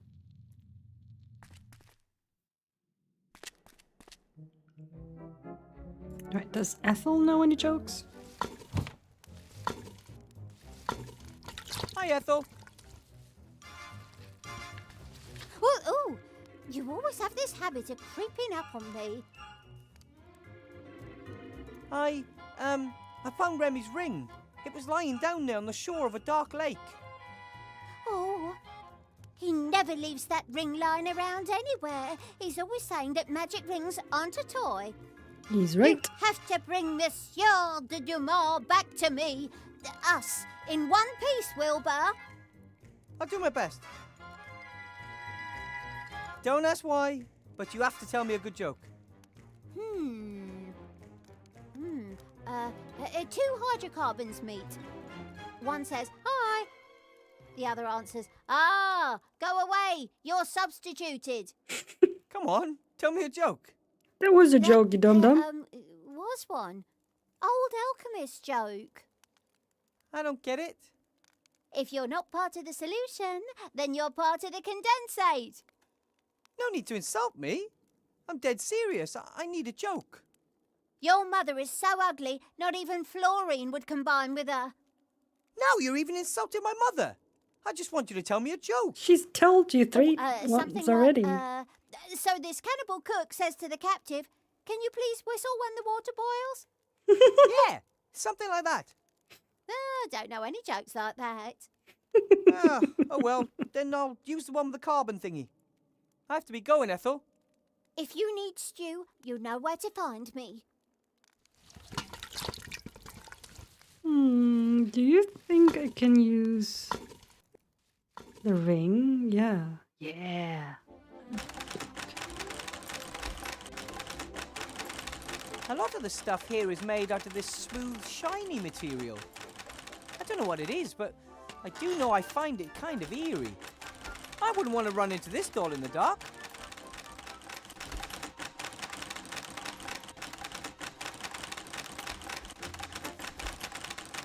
The doll has a ring on its back. I wonder if you... Love me. Not again. I've done a poo-poo. Shall we sing a song?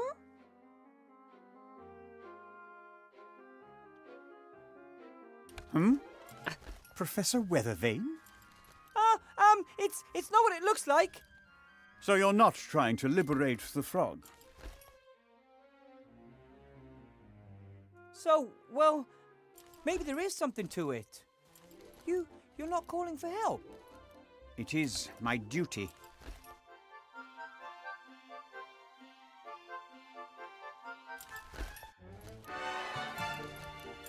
How can you work for Van Buren? Don't you know what she's doing to this city and its people? It is not for me to judge her politics. I'm just a simple civil servant who must obey his superiors, no matter what they do. Even if she's as mad as a cuckoo clock. Since the death of the Archmage, Sybil Van Buren is my new employer, and it's my duty to serve her loyally. I didn't transform the Archmage. I hope you know that. Of course I know that. The very idea is... Archmage Alistair was Professor, Doctor of Magic. You are just a graduate mage, and not even a real teacher. It's completely implausible that someone like you could defeat the Archmage in a duel. Thanks. It was Chantal Van Buren. She cast a spell on him with that cursed wand, just like she's done with everything else, right? Yeah, That's pretty right. much. But how does she do it? It's impossible for a little girl to have such power. We believe that she... Stop. I don't want to know. I'm a loyal civil servant. I work for the council leader. The less knowledge I need to conceal from her, the better. Please, Headmaster. You could do so much good. You could start by taking the chains off the jar. Betray my mistress? Never. However, well, it's time to call it a day. I will lock the door and admonish the guard troll to be vigilant. But the fact that I've seen a gnome here, perhaps I'll forget to mention that. That's very kind of you. I shall have to write a negative evaluation in my own file for this. Good evening, Professor, and good luck. Goodbye, Mr. Block. Lock yourself. No one is to get into the office, you hear? Whew, that could have backfired badly. Being rat-sized isn't all it's cracked up to be. All right, let's see. What do we got here?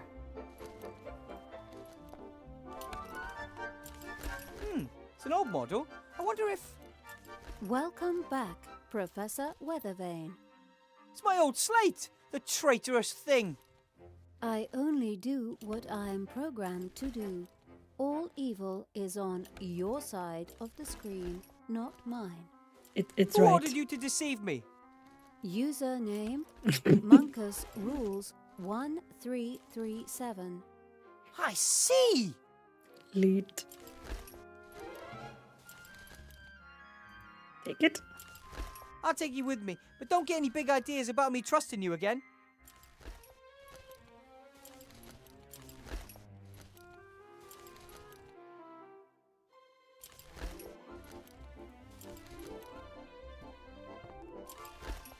If I have to.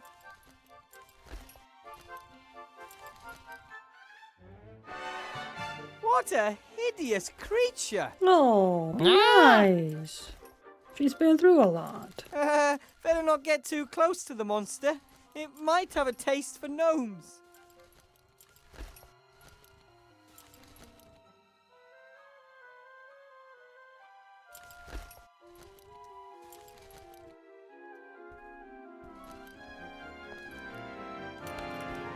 Pretty thick chains, and I suspect Van Buren enchanted them to protect them against an open spell.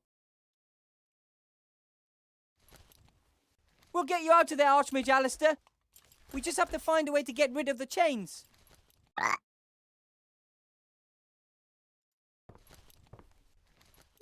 Lots of papers, quills, ink stains and the like. Nothing interesting.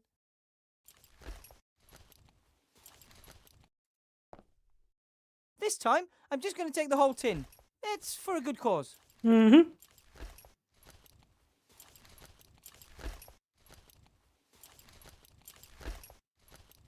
All right, let's go back down then. Now we have some fire powder.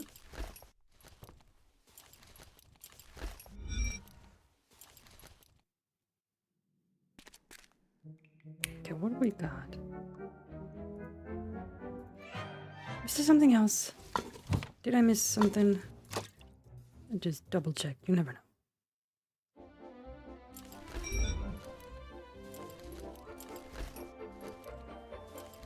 Oh, yep.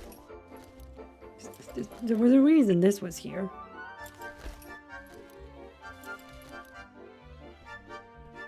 Parents often say it looks like a bomb exploded here. Usually it's just an exaggeration, but here it might actually be the case. Take it. This could help us with the God of Arts. Okay, now we'll go back.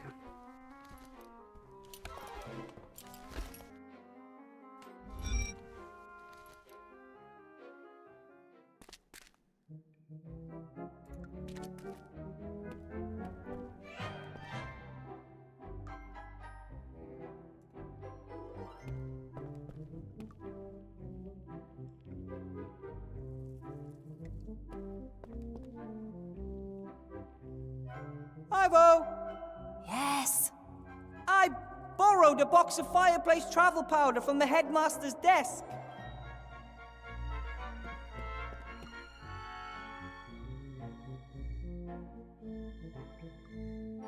Brilliant! I can really do with that.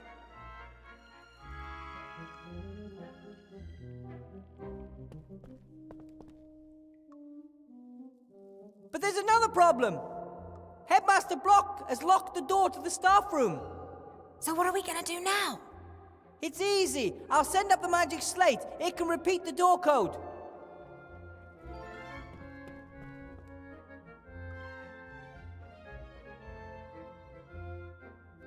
Handy to have a little friend who can do all the work for you. Thanks. Wouldn't she also need some way to distract the troll? Oh, yeah. That will work. Yep. Ivo! Yes? I have a doll for you.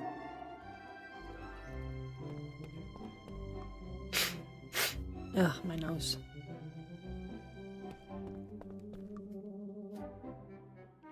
What do I want with a doll? You'll find What am I out. supposed to do with it? Why did you take it if you didn't need it? It gives me the willies. So I thought to myself, you better take it with you. That makes no sense at all. Do you, want it or not? All right. Alright, let's talk to her because we need jokes. We need jokes, Ivo. Jokes. What? Did you know that there's a temple under the city? It's dedicated to an evil deity called the Nameless One. Well, that's not really his name, of course. He has a name, and it isn't the Nameless One, but... I know the legends, but what sort of temple are you talking about? There were people who worshipped the Nameless One. They built a temple using a machine. Maybe they wanted to bring him back to this world. I'm also pretty certain it's where Remy found the magic wand. Oh, then you should take a closer look at the temple. I'm working on it. I found Remy's shrinking ring. I can use it to get back to the school through the pipes. Great, that should help us. Except I've already done that. The island is supposed to be guarded by a ghost. I find that disturbing. Can't you cast a spell over it? You must know that. I never looked into that. I always thought that was too scary. Oh, I'll see what I can do. Yeah, do that. Do you know any good jokes, Ivo? Are you kidding me? Is that, are you kidding me, of course I know good jokes, or are you kidding me, how should I know any good jokes? Are you pulling my leg? Why in the name of all the gods do you want me to tell you a joke? Funny you should mention gods. They are involved. One in particular. Could you please just ask around?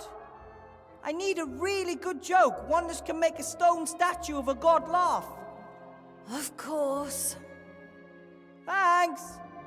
I have to get going. Don't get caught. Good luck. Keep your ears stiff. Alright, let's switch to Ivo then. Okay, let's ask them if they know a joke. Hi, you two. Oh, hello. I bet you know all about ghosts, don't you? I used to share a flat with some. Do you happen to know how to cast a spell on a ghost? No idea.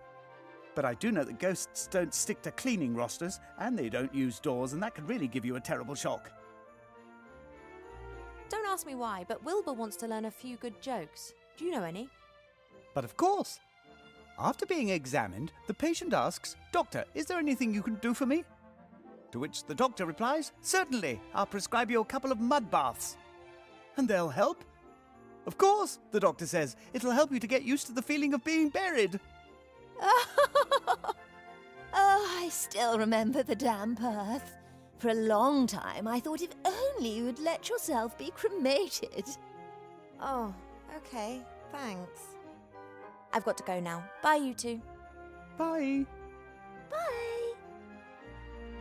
Right, let's go down here.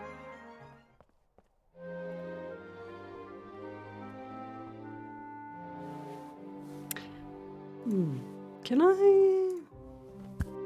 It says fireplace, so I mean, a fireplace is a fireplace. Well, I could throw the powder into the fire, but what then? How do I make sure that I come out exactly where I want to come out? Okay, never mind. Hello, Zloff. Blout. Ah, Princess Ivo.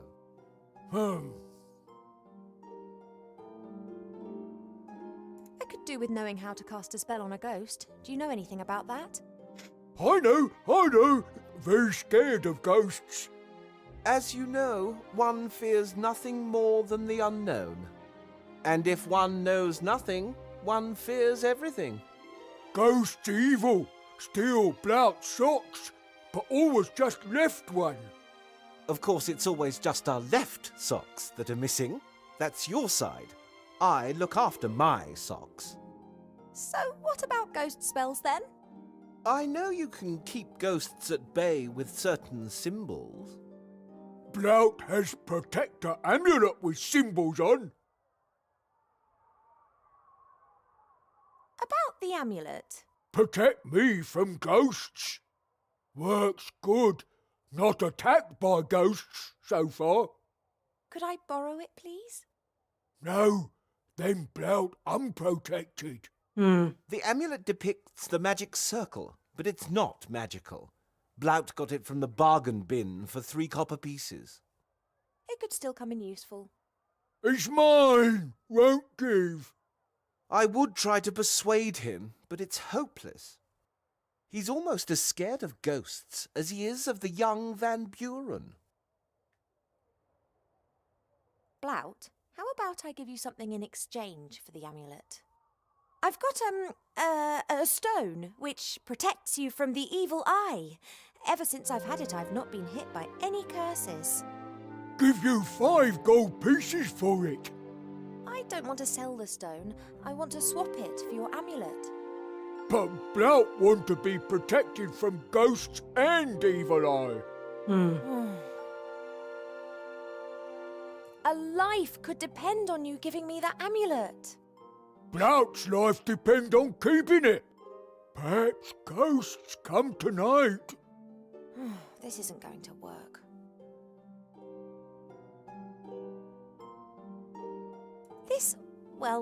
This might seem a little bit weird, but could you please tell me a joke? Why weird? A joke can lift the spirits in times of great adversity. No joke, no joke. Oh, Blout, your jokes are always so lewd. Those are the best That's jokes. My good jokes. See?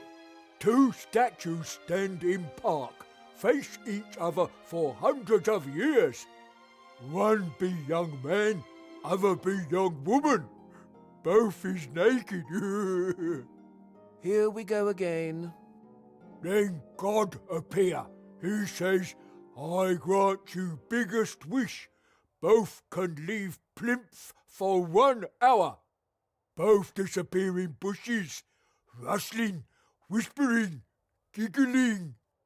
Man pants, 10 minutes left. She reply, okay, now you hold pigeon and I shit on it.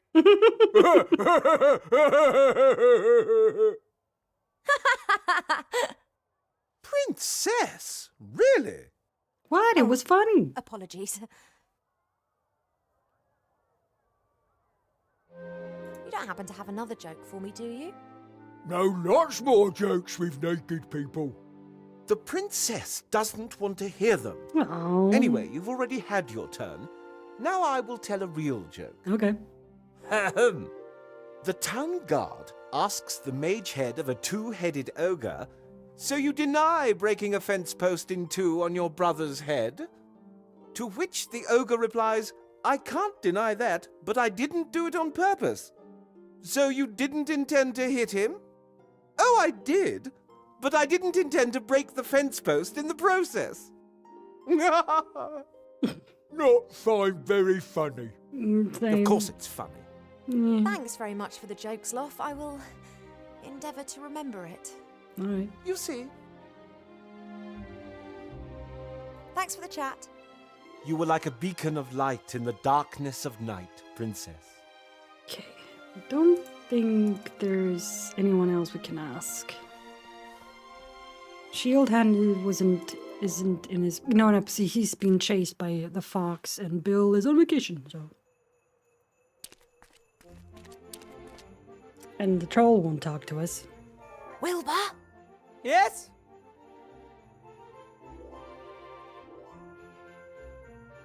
I've never used fireplace travel powder before.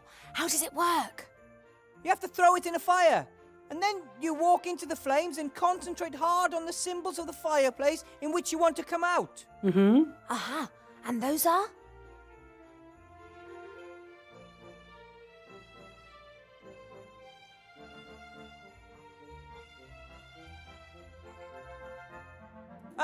The icons on the fireplace in the library, you know.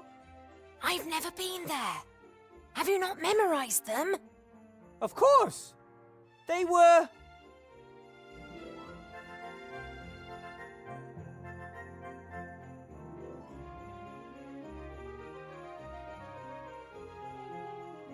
I just don't know. Okay. I can't remember things the way I used to. That's why I was so happy about the magic slate. That and those other magical bits and pieces are the reason that your memory's so terrible. Now please just concentrate really hard on remembering. What were the symbols?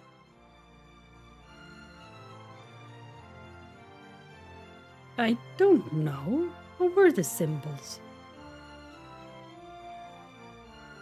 Lion, polar bear and caterpillar. Or something like that. Or something like that? Well, it might have been an owl, a worm and a rat. Oh, great. Or maybe an eagle, a mole and a penguin. Oh, I'm going to find out soon enough.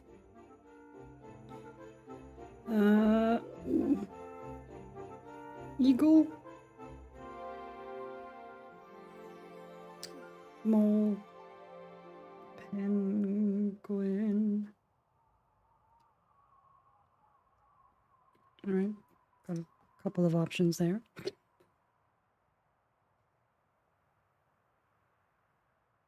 I've got this joke about a patient and a doctor.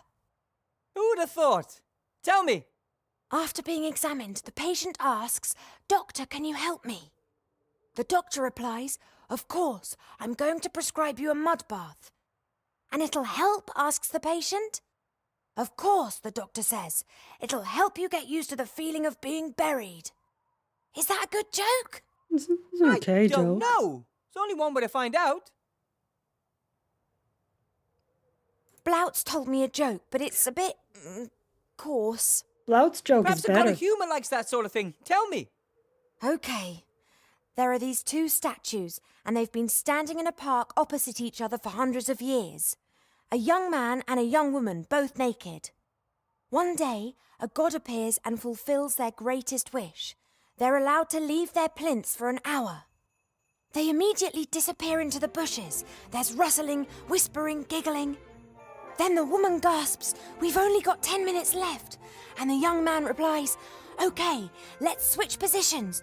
You get hold of the pigeon and I'll crap on it." That's good. It's got gods and statues in it. That's all for now. See you later. Okay.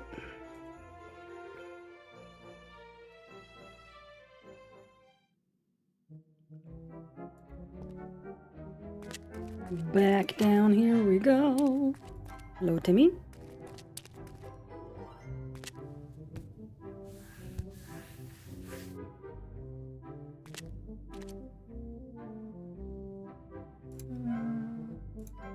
This could help, right? Listen to this.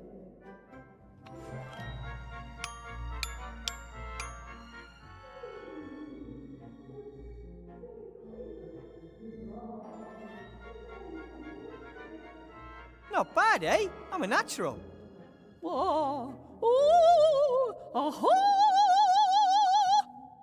That's it. I thank you, mortal. I'm going to practice every day so that I don't forget the notes again. Oh, great. Unless I counted wrong, I've now done 3 of you a favour. So, how do I cross the water? Walk. Ha ha! You might be able to walk on water, but I can't. And what about ice? Ice? Haven't you noticed how cold it is here?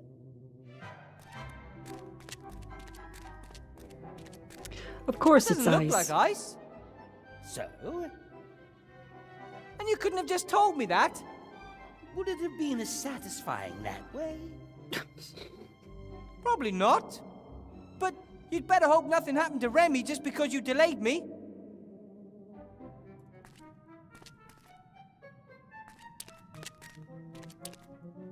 Okay, so what about the jokes then?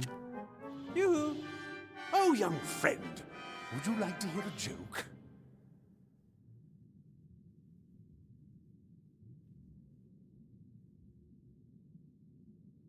So, I heard this joke. I'm listening. So, 2 pieces of coal. One says, "Hello," whereupon the other says, "Ah, go away, you're substituted." Are you sure that's how the joke goes? I want to retract my contribution. I thought you might. I know a joke. What do rats like playing most? Hide and squeak. That was terrible! So predictable, so inelegant, so, I thought that was very funny. Me too. Well, which once again proves how little you all know. No, I didn't laugh. I have a joke. Hit me. This is a joke about a doctor and his patient. I think it's the only one of its kind. After being examined, the patient asks, "Doctor, can you help me?" The doctor replies, "Of course, I'm going to prescribe you a mud bath." "And it'll help?" asks the patient. "Of course," the doctor says. "It'll help you get used to the feeling of being buried." That was even worse than the first one. Come on, that was good. Oh, sure. What does the god of humour know about jokes? Apparently nothing. Did you see me laughing? No. God of bad humor. I know a joke with statues and Of gods. shit I'm sure you like jokes. it. Oh, that sounds good. For hundreds of years, these two statues are in a park opposite each other. One is a young man, the other a young woman. Both are naked. So one day a god appears and grants them their greatest wish. They are permitted to leave their respective plinths for an hour. Both immediately disappear into the undergrowth. There's rustling, whispers, giggles. "We've still got 10 minutes, the young man gasps. And she replies, "Great, let's switch places. You hold the pigeon, and I'll crap on it." Still the best one. That wouldn't even bring a tired smile to the faces of your audience. But... Well, to an audience with a sense of humour. There's only one of them here, and he didn't laugh. Well, I thought my jokes were good, and the others laughed. Oh, that's irrelevant. I have to laugh. But you only seem to laugh at your own jokes. Because they're the best ones. Of course. But that's... Wait a minute. Two cannibals are eating a clown. And what does one say to the other? He tastes a bit funny. He tastes a bit funny. Oh, he tastes a bit... Oh, because he's a clown. Yeah, we get it. That was a good joke, my friend. You made me laugh. Oh, so now I'll aid you, mortal. Now, I've even done all four of you a favor, even though you weren't very helpful. The mark of a true hero is always to do more than he needs to, and to help everyone that he is able to help. we should reward him. Could you bring Remy here? Or transform the Archmage back? It wouldn't make for a particularly good story if a god suddenly intervenes and solves all the problems. But it would be funny. Bang! Story over! We want to present you with a laurel wreath of Hybnis. Hey, we don't want to do that.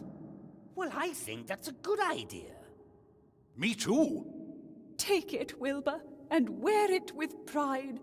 It is a sign you are a friend of the gods. Thanks. Very well. But look after it. Put it on. Haha, look at that. Fabulous. Alright, we can go over here now. Remy must have figured out that the lake was frozen on his first expedition. He probably went straight to the temple. Then you should too. It looks like water, but it's actually ice. Child's play. Just be careful. Whoa! Yeah, exactly. No problem at all.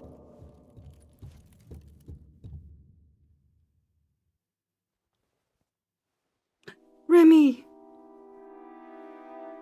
Remy! No, Wilbur. It's a trap.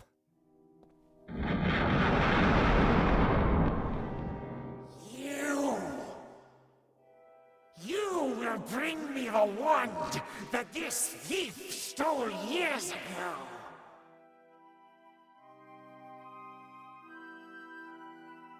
Let Remy go free. He's badly injured. He will die if you don't bring me the magic wand. I don't have the magic wand anymore.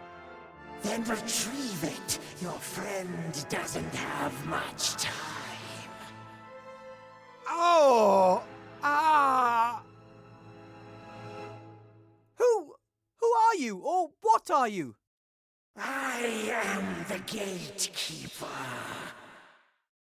You're the ghost of one of those mages that wanted to free the Nameless One, right? The Nameless One must never be allowed to enter this world. No? I mean, you're so right. Neither I nor Remy want that, so why are you fighting us? He stole the wand. The wand is the key. Bring me the key! We don't have that much time. We have to... Your friend is growing weaker by the second. Bring me the wand, or he will die. But we can't! Ah! All right. I'll think of something, Remy. I know you will, Wilbur.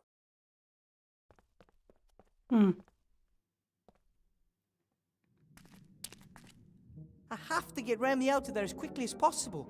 He seemed so weak. Maybe I can somehow sneak past the ghost, or,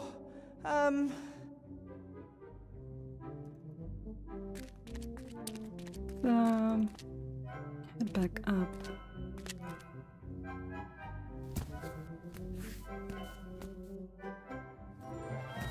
Timmy! Timmy? Yeah? I'm still looking for your uncle. Don't worry, I'm sure you'll find him soon. Oh, we did. Yeah, sure. If he knew his uncle was caught in a trap and badly injured, he'd be sick with worry. Or worse, he could march straight to the temple himself. I've got to get back. You can do it.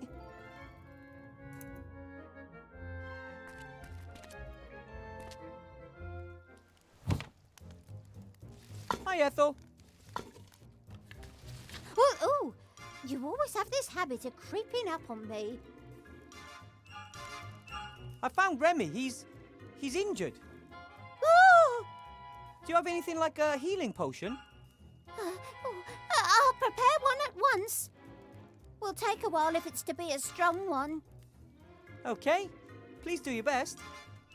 And do you by any chance know anything about ghosts? Oh, superstitious nonsense. That isn't quite true. There's one down there.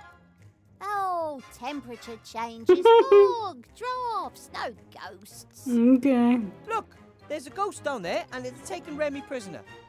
Hallucination, suggestion, not real. Get Remy here, quick! If you say so. You look after the healing potion then. I'll deal with the hallucination. I'll see what I can do for Remy. Yes, quick!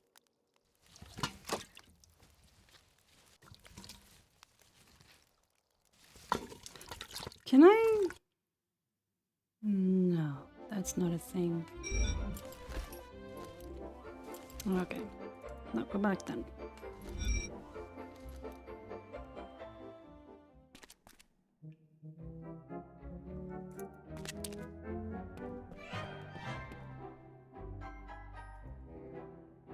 I think I have to, go. Continue with Ivo.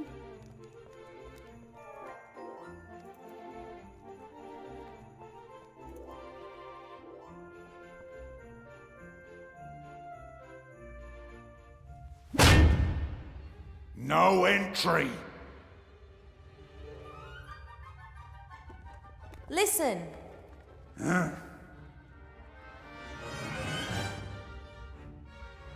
Oh, we need. Oh, that. I have to drop this off. The slate we need. What is it? A present for Chantel Van Buren. She requested it. Take it away. I would have taken it into the staff room, but as you don't want to let me in there. Are you my mummy? No. I love you. Make it stop. Oh. Shall we sing a song? Oh, how I love having a friend. Turn it off! Oh, she'll stop of her own accord in a few days' time. I need Patty. I'll smash it. And what would the little Chantel say about you destroying her new toy? You know, Chantel, the queen of pink and fluffy. Blackmail, eh? Mm-hmm. That ain't gonna work with me. Uh-huh. Ha! I can't hear anything. Brilliant. Well, I still can't go anywhere, can I? Nope. Alright. At least I took care of the troll not being able to hear, so we can sneak behind him. Maybe if we can get into the library. Okay, let's try this again. This little thing. Let's see. Right then, bit of powder into the fire. Am I thinking of the right symbols? So we have 3 options. Let's just... Eagle, mole, and penguin. Eagle, mole, and penguin.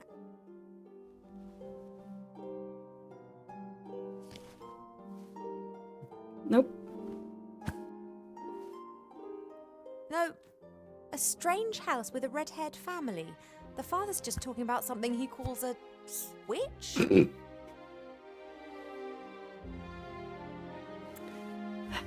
Okay, Lion, polar bear, and caterpillar. Lion, polar bear, and caterpillar.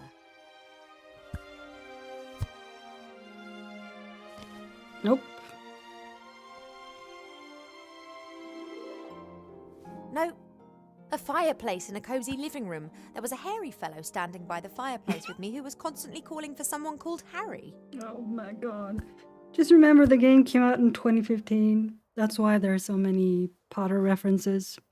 They didn't know. They didn't know what an awful person that woman would turn out to be.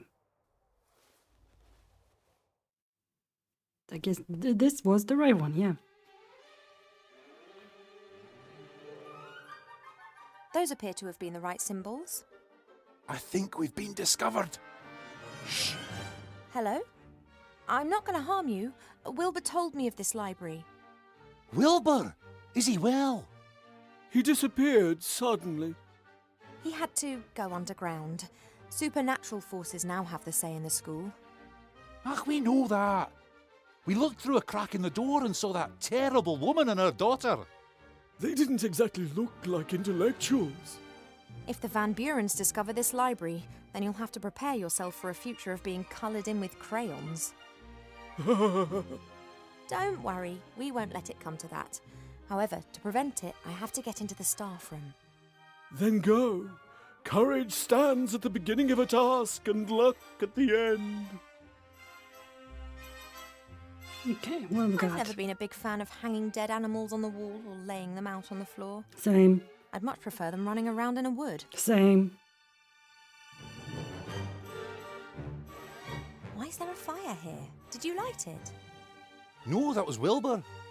But that must have been days ago. We thought it was strange too. Aye, Wilbur must be a mighty spellcaster if a fire he conjured up burns for so long. A mighty spell, maybe. But from Wilbur? Unlikely.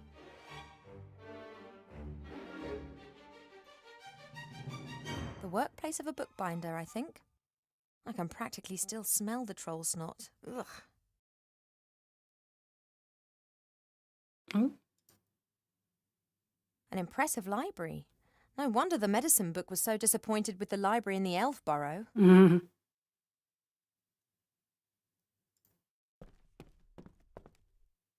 It's a good thing the library can disguise itself. Riots and revolutions are all too often accompanied by burning books. Yep. Excuse me? How can we help you, O friend of the friend of books? Ooh, yes. Can I cast a spell on a ghost? I don't know. Are you some kind of ghost whisperer? No? So why ask me when you know you can't? No, can you tell me how to cast a spell on a ghost? Ah, well that's completely different. We have several good books on grammar here. Look, thank you, but I'm really just interested in casting a spell at the moment. I know all about that. Excellent. So how do I do it? To be precise, I need to trap or render the ghost incapable of movement. I think what you need is a magic circle. That's a symbol that you draw onto the ground. Ghosts are incapable of leaving this kind of circle, at least not for a while. Sounds good. Do these symbols get drawn with blood or salt or something of that sort? Actually, most people use chalk. But I'm sure you could use blood as well, if that's what you're really into. It's not really important how the symbols get onto the ground. It's a square with a circle over it that has to have exactly the same surface area, and a right-angled triangle must be placed into the circle. Sounds like something out of a mathematics book. Ha! Mathematics. This is about science, not some kind of hocus pocus. Okay. Oi! I heard that. I have to go. Bonne chance. What's that wonderful saying? Better to be an ignorant traveller than to be wise and to sit at home. Wait a minute. She is travelling and we are sitting here. Okay. We should be able to... Go on. Go on. Right then. Very carefully. Yeah. Should be able to sneak behind him now. Hasn't noticed anything. Now, must be really quiet.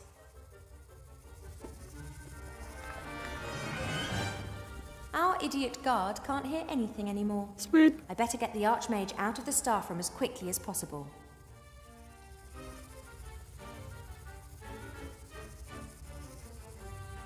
Our idiot guard... According to Wilbur, the door's locked, and it'll only open when the headmaster says the code. Time for Slate. After you, headmaster. 469. 41. Have a good evening, headmaster, madam.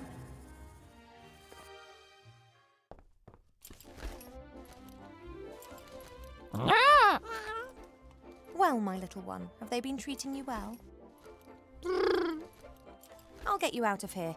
I just have to take care of something first.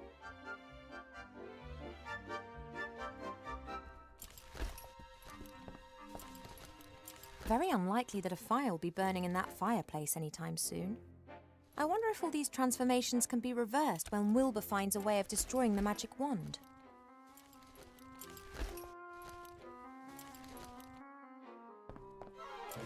I can't leave Buttercup behind.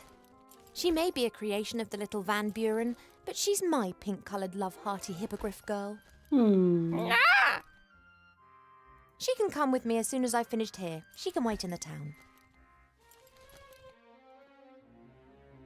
I must admit, there was probably a time when I would have thought these sort of toys very exciting. But I was probably only 80 or 90 years old then.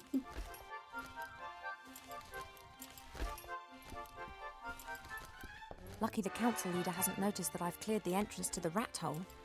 She wouldn't appreciate the rats having access to her headquarters. No, indeed. That's Wilbur's realm down there. I'm dealing with everything in the town. This division of labour's worked very well up to now. True.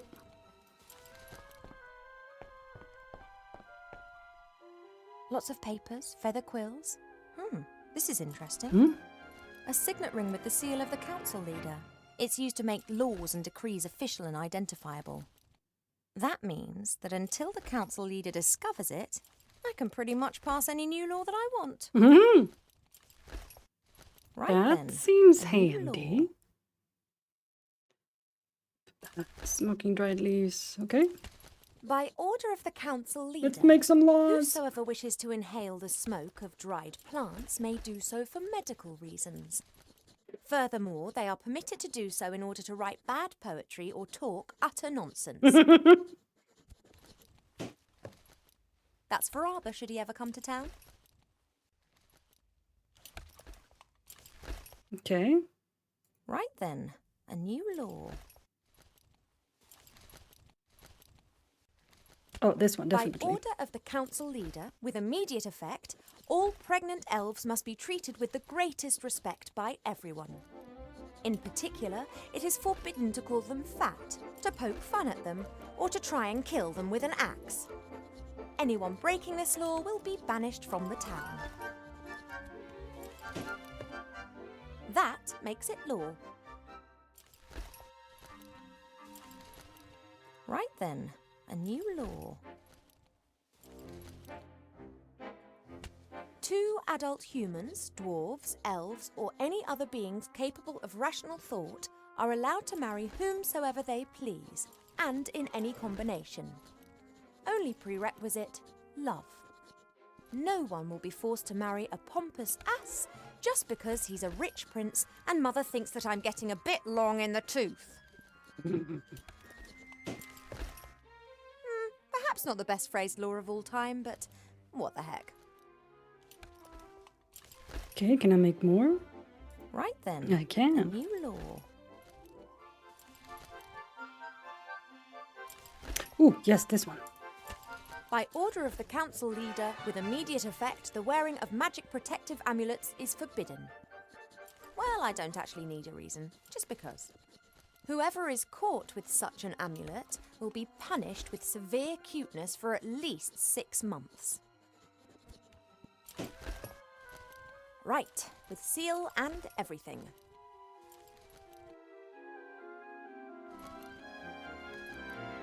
Making new laws is fun, but as they won't be enforced, I'd really better concentrate on doing the more serious stuff. All right.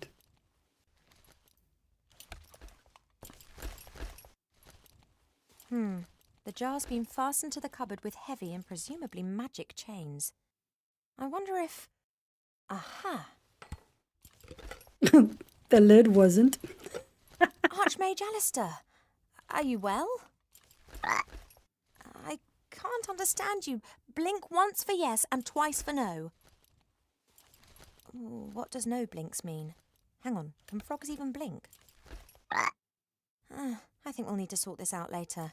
I'm getting you out of here.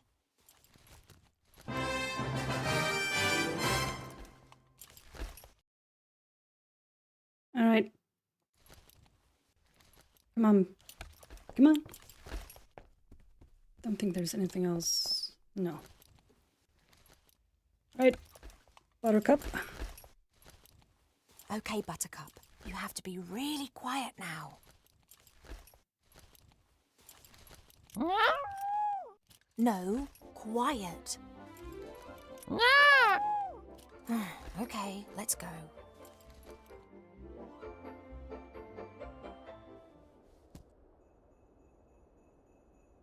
I said quietly, Buttercup. No, the troll was not your friend. He was trying to kill us. No, I'm pretty sure that he didn't just want to play when he started hacking at us. Damn. Be that as it may, Archmage Alistair is safe now. As soon as Wilbur has rescued Remy and knows how we can destroy the wand, we'll need to leave as quickly as possible. Morning's approaching, and in all probability this will be the day that we see the return of a very, very frustrated council leader. She's not exactly the most impressive of companions now, is she? However, up to now I've only ever had Cheep Cheep at my side. Which reminds me, where is he? Yeah, where's Cheep Cheep?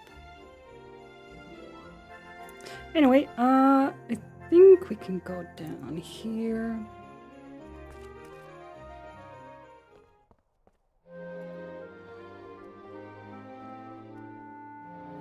Hello, Sloth, Blout. are, Princess Ivo?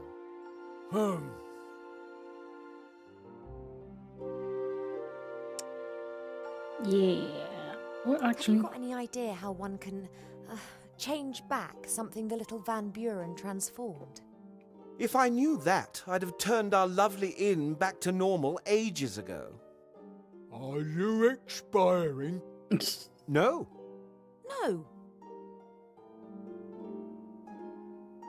I'm sorry to have to say this, but you are a criminal, Blout. Blout not criminal. Blout stands here like good little ogre and sells strange things. You're wearing an amulet, and that's against the law. What it say? By order of the Merchant Council leader, and with immediate effect, the wearing of magical protection is forbidden because... well, I don't need any reason, just because. Whoever is caught with such an item is to be punished with severe cutification for a minimum of 6 months. Huh? No! Blout don't want to be little girl with pigtails. Got to escape, love. Well, perhaps you can ask the friendly law enforcement officer to turn a blind eye. Who's eye blind? What he means, Blout, is if you are really sorry about this and you can see you've made a mistake, then maybe the daughter of the council leader doesn't need to hear about it. Sorry, very wrong. I will, however, need to confiscate the amulet so that you won't be tempted to wear it in secret. Confiscate. Take away. Oh, sure. thank you, Blout. You don't tell little girl, right? Blout want to stay Blout. I'll keep it for myself. Thank you, Blout. All right, now we can go back to Wilbur.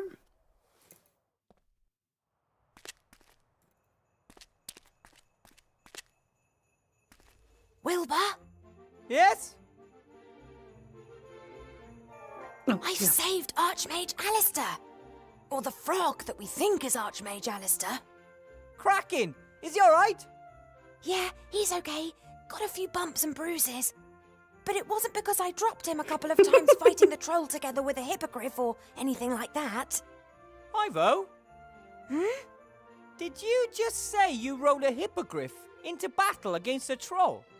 The Archmage is safe, okay? I've got an amulet for you. It shows the magic circle symbol. Is it magic? Not in the slightest. But it shows the symbol you have to draw on the ground underneath the ghost to trap him. Okay, got it. Thanks. That's all for now. See you later. All right, so Wilbur, your turn.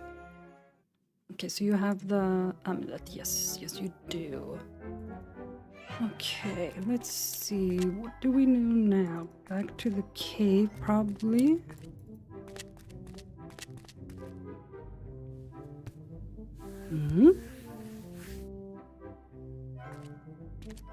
Go over here.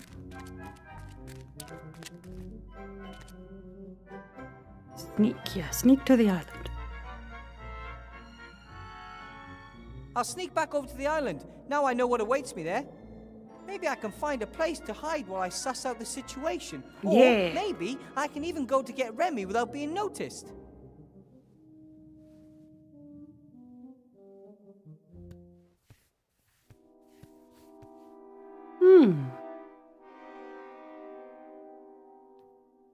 No idea how far down it goes. The cellar master spoke of caves and crevices reaching hundreds, sometimes thousands of meters down into the ground. That's probably the strange machine that cultists wanted to use for things. Doesn't look like it's been used recently. The ghost called the wand the key. I wonder if this machine is the lock. Oh, Remy. If I'd have gone with you, this never would have happened. Or if it had, I could have got help. Remy's very weak. He's in a lot of pain. Hang in there, old friend. I'll think of something. The beam of moonlight really emphasizes just how dark it is down here. The moonlight is reflected from the mirror back there to the broken mirror here. I can only that hope mirror that is the broken. ghost doesn't Okay. accidentally look up here. I'm squatting right in the light. Looks like a mirror. I'm not sure. Maybe the cultists required either sun or moonlight for certain rituals and used the mirrors to reflect it down here. This mirror's broken. No trace of the shards. What a dreadful creature. The ghost lured Remy into a trap and now it's using me to get the magic wand. There's no negotiating with the ghost. It wants the wand and is willing to let Remy die for it. I can't let that happen. Now we have a mirror. The hand mirror is, of course, much smaller than the mirror that was in there before. It's still a It mirror. should be enough for a small beam of light. Okay. Can I put this on? Good idea, but it's probably best if I adjust the beam first. Okay, then do that then. Turn it. Yes. The light doesn't seem to bother him. He hasn't moved from the spot.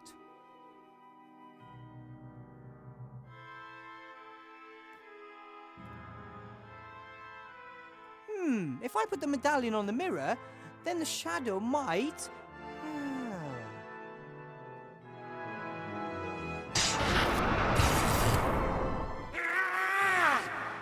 Nailed it. It works! Yes! The ghost can't leave the magic circle. I have to get to Remy, quick.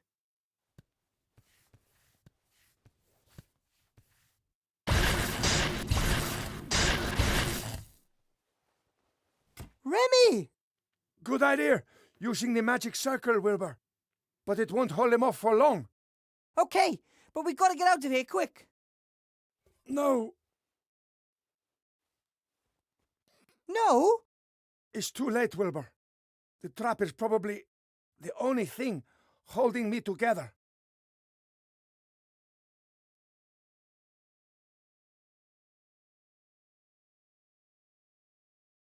Come on, Remy. Don't give up. Timmy needs you. Pull yourself together. Do you think I'd leave him on his own if there was another way? For Timmy's sake, let's not waste the little time that's left. I found out what's going on with the wand. If only I'd got here earlier. If only I'd got to the island more quickly. You're here. That's what counts. My death won't be in vain. And I have a friend by my side. In my final hour, I thank you for that. What about the wand? There were two brothers, powerful sorcerers. They amassed much wealth and power with the help of dark knowledge. They searched and found this temple. One of them went insane and left town. The other was killed by my grandfather. Remy!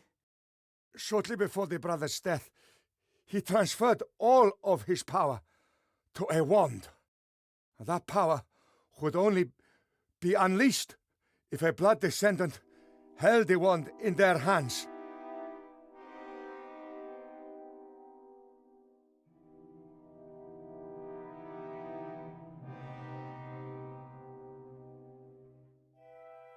You found the wand and gave it to me, but I don't understand. Wilbur, in everyday life, the sorcerers were merchants. Their surname was Van Buren. Sybil married Montgomery Van Buren, the sorcerer's youngest son. Her daughter, Chantal, has a Van Buren blood flowing through her veins. That's why she can use the First time wand. the wand acted strangely was in the classroom. It must have sensed Chantal. And when Chantal got her hands on it, she received all her grandfather's secret powers, but not his knowledge.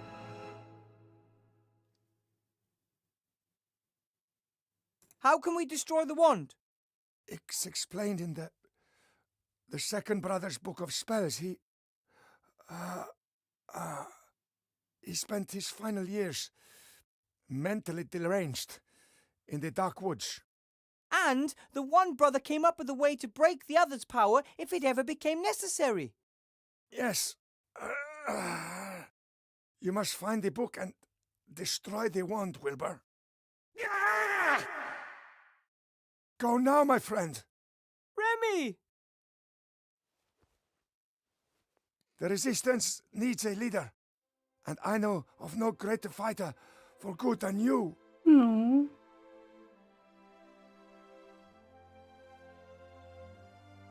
Give this to Timmy.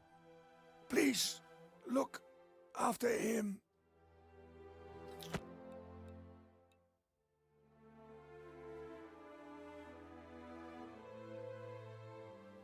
This is sad.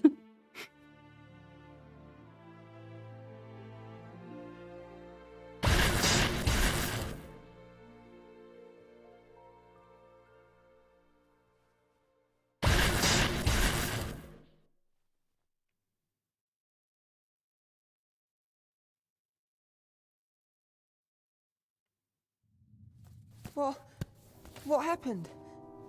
Where's Uncle Remy? I'm so sorry. No. But... You said you'd bring him back. I tried.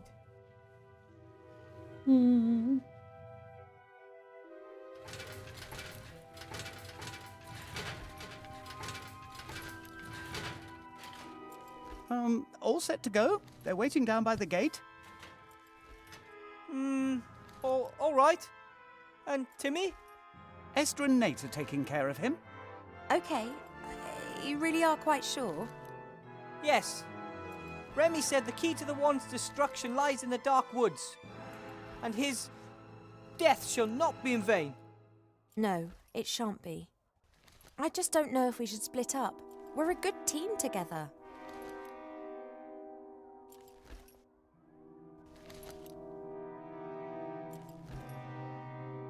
An island full of pirates. And it flies. That doesn't sound like the safest place to be. I just wish we could watch each other's backs. You look after the Archmage, I'll search for the book. Van Buren can't chase us both. You're right. She'll be beside herself when she notices that the Archmage is gone. Any idea how to bring him back? Not the slightest, but I know how to find out. How? An oracle told me. I'll have to help a friend and will not know what to do. I must then find a flying pirate island and on it a building without corners. Then that's your path. Come on, Gulliver. Let's go and see what Timmy's up to. Yep. Good luck. Look after yourself. And we should put as much distance between us and Seastone before the old witch realizes what's happened. Come on then, Buttercup. We're trying to find a flying pirate island. That's where we'll find the answers.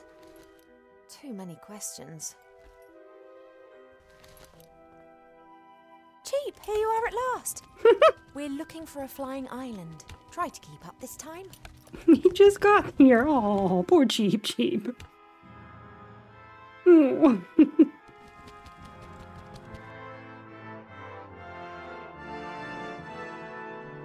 What? It's quite fascinating how you can get other people to work for you Oh, if you know no. the right buttons to press. Your services are no longer needed. You're going to bring the Nameless One back to this world! Nonsense. Only an idiot or a lunatic would try something like that. It's Monkus, that son of a bitch. I'm neither.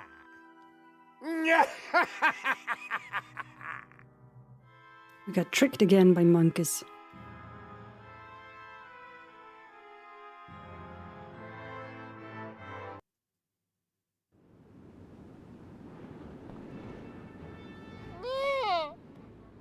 It was a long flight, and it looks like I'm getting heavier and heavier to boot. Have a rest, but stay close by. Oh. The oracle said that it was to be found in a building without corners on a flying island. And Tugator's the only flying island that I know. Let's hope we find a few answers here. All right. So.